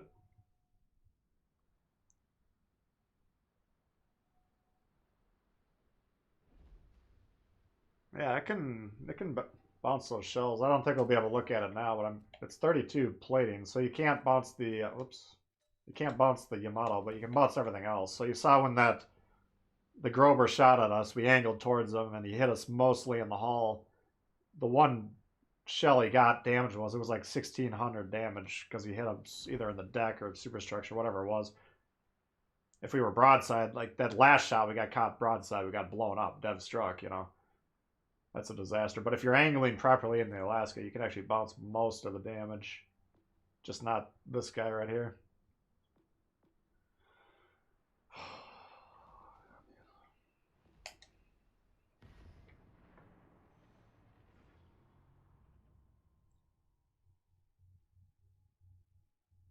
Fault line capture the base. I would actually prefer my team to clump up on the base rather than do what they do, because they will sail off all over the world and then they'll never look back at the base, just conceding loss after loss. That north spawn should be going to town on the south spawn every fucking time. So they have such a better deployment advantage. And the people that play from the south side never look at the map. I don't know why.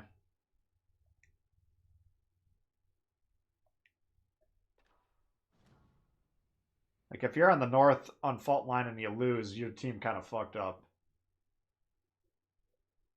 Alright, what do we got here? They only have one legendary. We got two. Oh, they got an extra destroyer. Okay.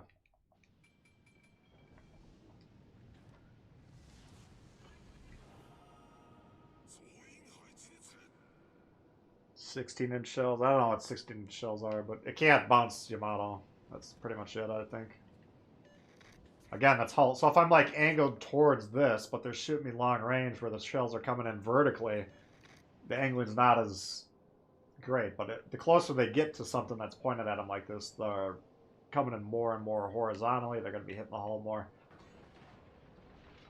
But even a long range shot like we saw, the one we're talking about the last game, you'd much rather be angled, of course. I mean, it's still going to hit you in the hull, and the angling helps with the internal plating, with the superstructure armor and stuff like that. So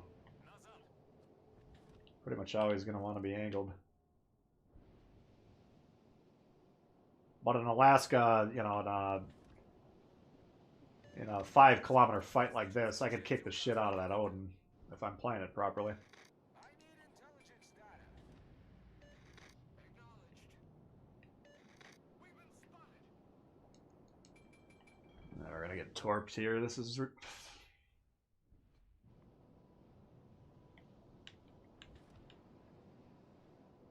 Alaska, go ahead and pop the radar, Chief.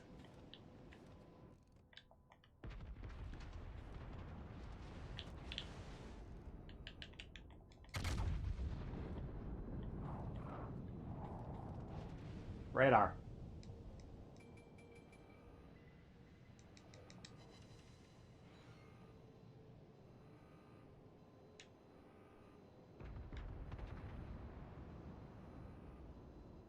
Well, we're dead.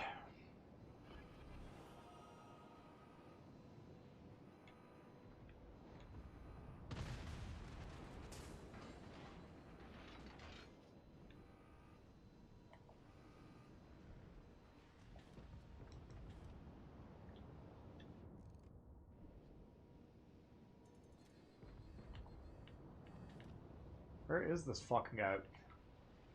Either he radared too early and he wasted it, or he doesn't know he's got a radar. Either way. Not what we needed.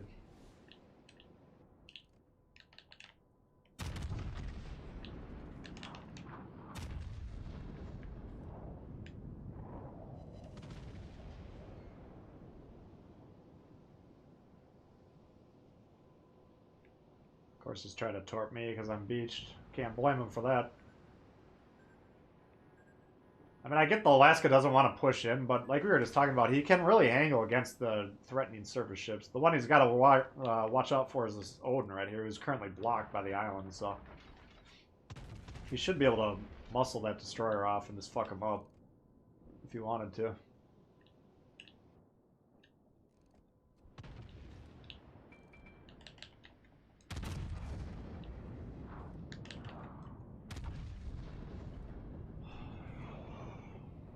I mean, the longer this destroyer's got free reign to just nuke... He's got 4 battleships, 3 battleships, whatever it is. I mean, that'll absolutely wreck the team. Like, I would trade this Alaska for whatever the destroyer is at this point. Because right now, that's their cap. They're getting a lot of points off the cap. And the Z-23 is just going to bomb on us.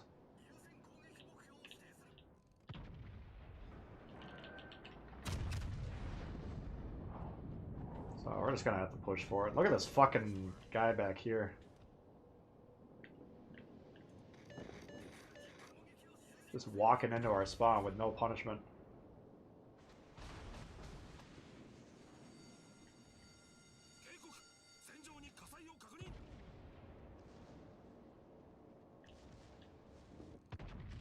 There you go.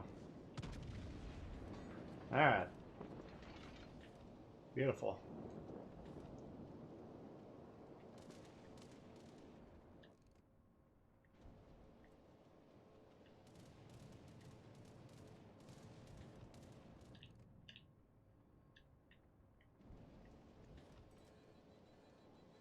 Let's see, what do we got? Akazuki or Fletcher on B.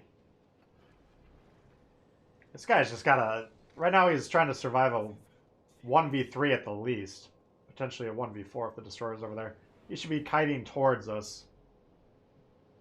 You always have the option to kite into irrelevancy like in that corner, which isn't necessarily a bad play, but it's guaranteeing that you're going to die. Whereas if he sailed towards us, he might keep himself alive, potentially.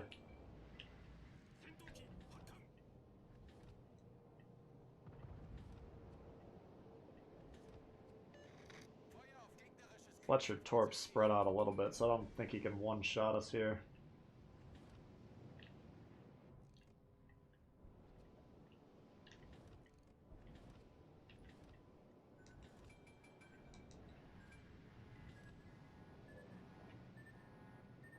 There we go.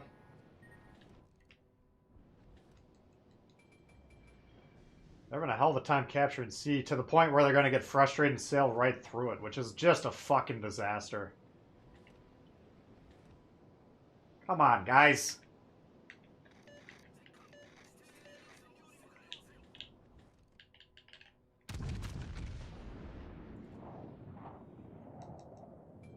Now this guy is coming back our way, which is a good move. Alright, they got C.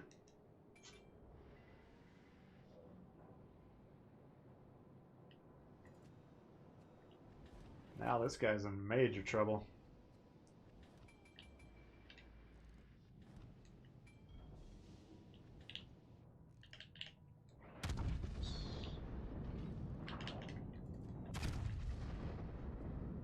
Look at this little ballsy bastard trying to gun me down.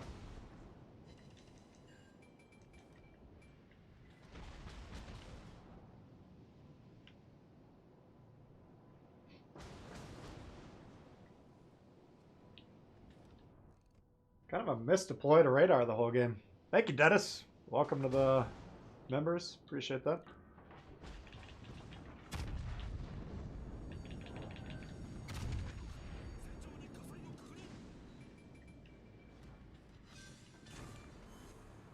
Alright, so we should expect torps on that line. Appreciate that, Dennis. Thank you very much. A lot of new members this stream. It says 7. Did I miss one? Last time I looked, I thought it said 6. Or 5, I mean. Oh, there's the 7. King George III. Thank you very much, Mr. George. Alright, so we got the other destroyer there, so that kind of takes the pressure off here, because... Yeah, he's probably going to hit us, but I don't think he'll be able to kill us.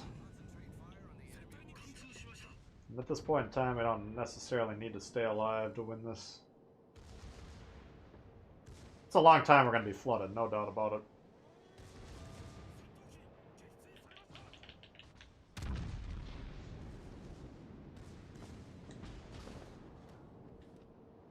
That's alright, though.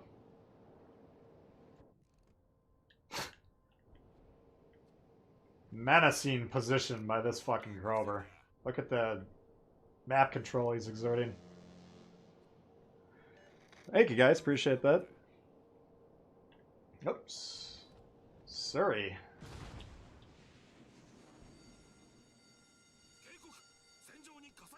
Let's see what the Surrey's all about.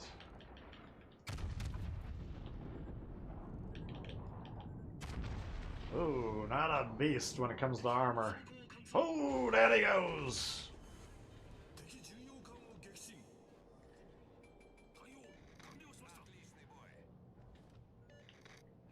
Kept him alive. Give him a good game before we die. Pretty well played by our team there.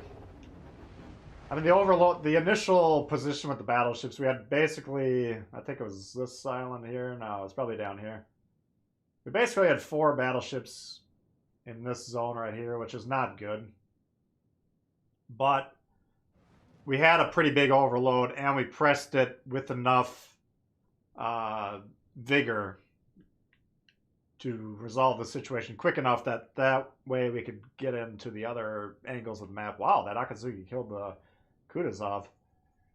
You know, we could get into more pressing needs quickly, so... You don't want to put your battleships in the same spot like that, but if you do what you do very quickly, then it doesn't end up being that big of a problem. If you get bogged down on that, then you're toast. Yeah, I don't see how we could possibly lose that one. That would be a disaster.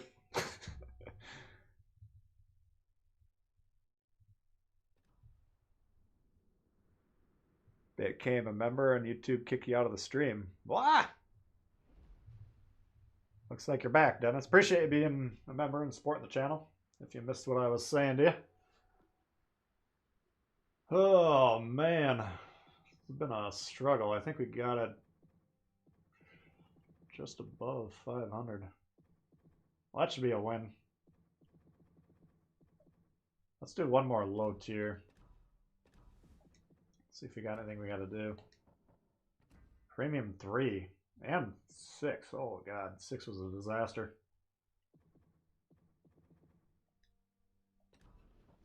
Let's do 1 tier 3. Then I'll probably have to get going.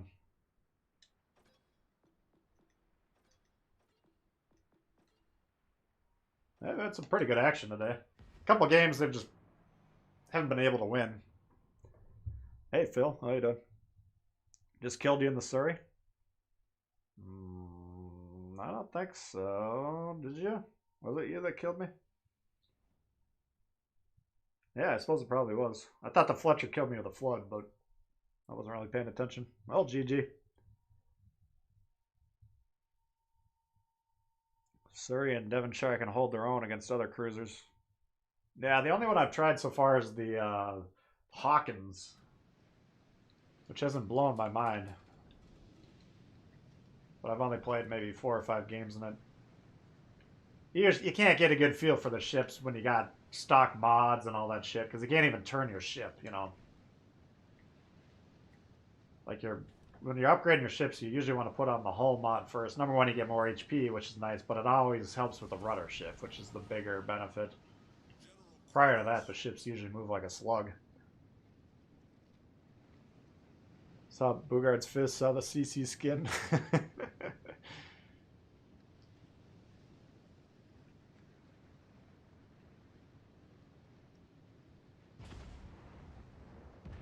Hello.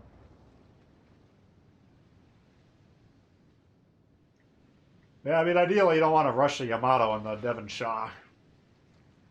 But you guys were kind of running out of options.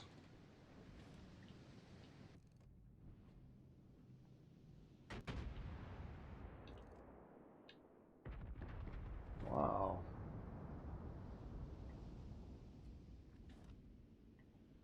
Just holding on to see if he can spot a cruiser, but now that he's behind the island, he's not going to be spotting shit back there. Oh, there's the cruiser.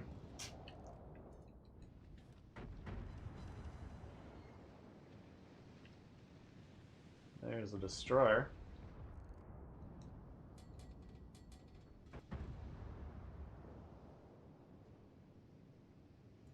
Can't handle battleship caliber guns. You're talking British heavies? Yeah. I don't know. That one, the Hawkins, the armor scheme is just confusing. Looks like it could handle battleship guns. The other one's definitely not. The ship is on fire.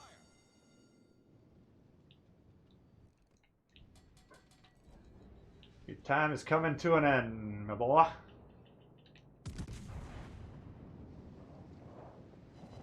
Hang on! Oh. Enemy cruiser sunk. Off to a great start. Don't want to get torped by this guy.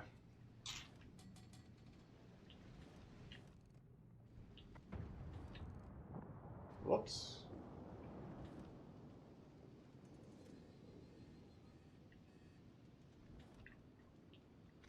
All stations requesting fire on the designated target.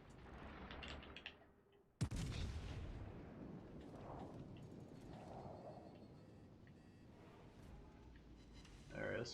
Okay. Bullseye. Concentrate Shit, he's there by himself.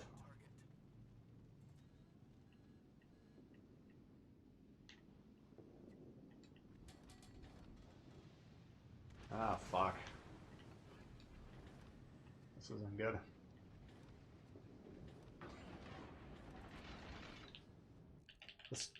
The dude's busy torping this battleship and he's got the destroyer like right next to him.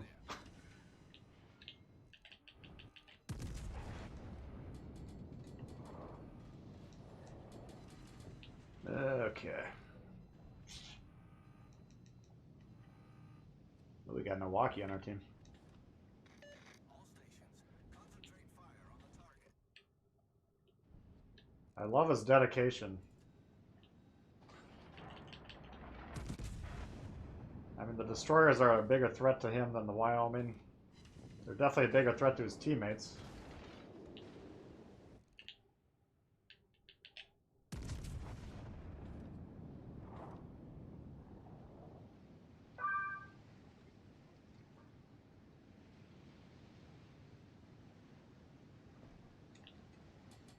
Here come the Torps! Got him!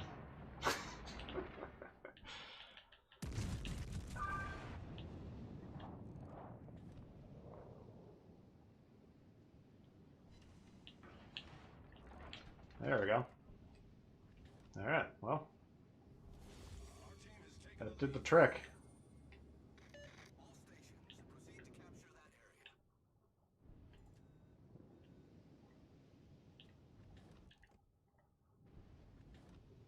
area. Alright, we got A. We should have C if this guy turns around. No indication he's going to. Capture that area.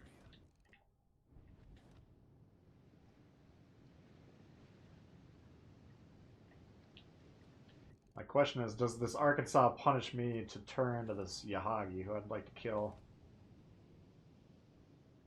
Looks like he's shot. Or he just got spotted, I don't know. Thought he shot, but I don't think he did. Oh, there he comes. Alright, we got away with that.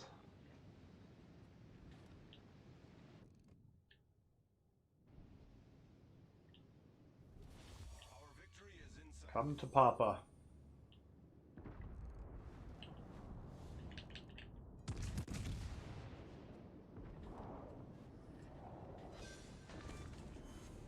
Enemy cruiser destroyed.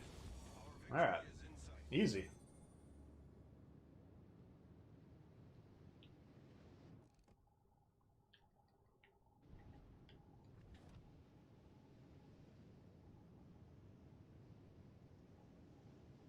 Don't understand why people were upset with them showing AA stats before. I don't think anyone was upset ever. It was just, I think the consensus was we didn't need him in the game because it was really, it wasn't that relevant, you know. The only time it really mattered was for destroyers sailing under spotting planes, trying to shoot them down. Like, I can vividly remember games in my Biscuit, for instance, where I was like sailing under a spotter plane or a fighter plane trying to shoot it down for like several minutes and I couldn't do it. So I was just kind of cluttering up the whole scheme before.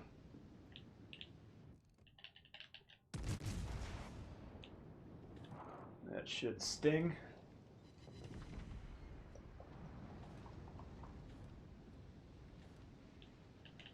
Oops.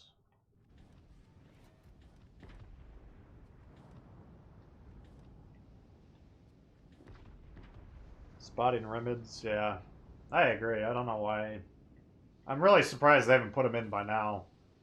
I get that they have their, you know, if you get all the ribbons, sometimes in a certain game you get all the ribbons and it's like symmetrical, right? There's 4 or 5 per line, there's 2 lines or 3 lines with 4. I don't know what it is, but I think they're worried about it looking odd.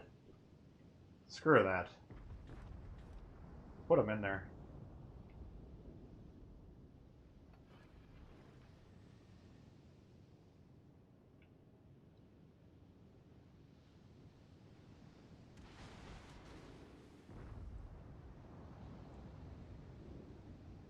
Seems a lot of DDs need to be spoon-fed, yeah. That's alright. I mean, it's... DDs is a hard class to play, you know? I mean, I don't play it a lot on stream because it's... You gotta really be paying attention. And you gotta know what you're doing to play it well. But it's, like, very, very frustrating to play with destroyers that don't know what they're doing because it's such an integral role, you know? The spotting, the capturing the bases, the countering the destroyers. That's all the most important stuff in the game. It all kind of falls on the shoulders of, you know, 1 to 2 to 3 players, whatever it is, how many destroyers you got. And if they load up the game, they're like, all right, I gotta beeline it to the closest ship, launch a point-blank torp salvo, maybe I'll hit them, maybe I won't, but then I'll load into the next game, you know. That's the mentality of the destroyer play. Those are loss after loss after loss, you know. I mean, the game that I died in the biscuit right off the bat, I'm pretty goddamn sure we lost that because that's bad destroyer play, you know. It was kind of a risky move. I thought at the time I was making a good play, but didn't pan out. But I'd be really surprised if it didn't cost us the game.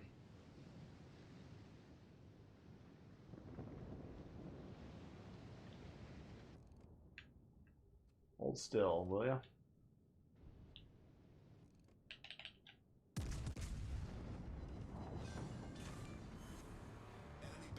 Dead.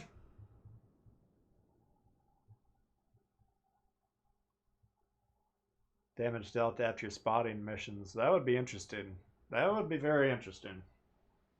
Because that would require them to think about what the hell does that mean. I mean, they would have to put a caveat, like an explanation in there, you know, this is what we're actually going for, because it's not inherently obvious. If you don't know, if you're watching, if you spot a ship that nobody else on your team could see, except for the fact that you're there, you got a line of sight, you're within their blue ring. So that ship's visible on everyone's screen on your team. Now, if they shoot that ship that's continuing to be spotted by you, you get a percentage of the XP, the credits, everything. You're earning that damage just as much as the guy pulling the trigger because you're allowing that play to happen in the first place. So yeah, I think if they put that in there, especially for missions, because people are gung-ho to complete the missions. You're right about that. That's an interesting angle I hadn't thought about, and that's actually a really good suggestion. I think you should bubble that up the chain of command, personally.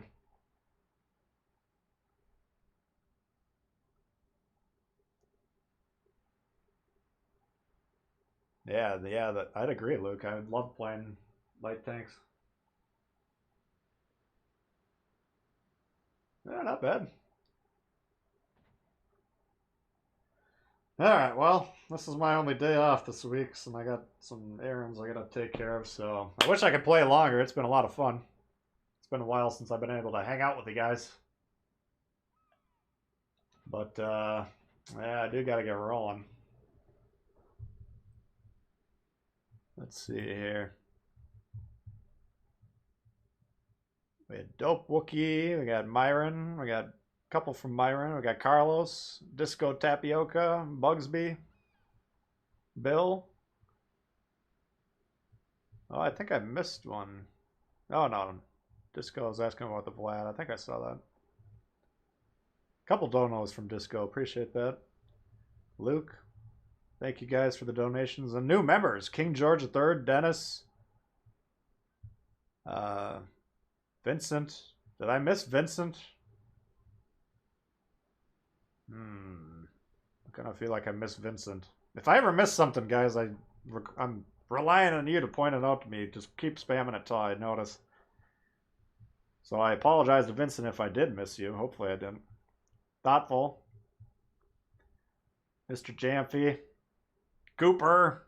DK. A lot of new members today. That's outstanding, guys. Appreciate that. Luke coming in hot with, I'll leave it to you, Tbull. All right. Well, thank you very much for that. Yeah, appreciate the turnout again today. Outstanding turnout. If you guys don't mind, hit the like button before you go if you haven't yet. That does help the stream live on into perpetuity. Albert coming in hot with a see you next time sticker. Appreciate that. Thank you guys. Enjoy the Super Bowl if you're planning on watching that. If not, hopefully you have a great rest of the day.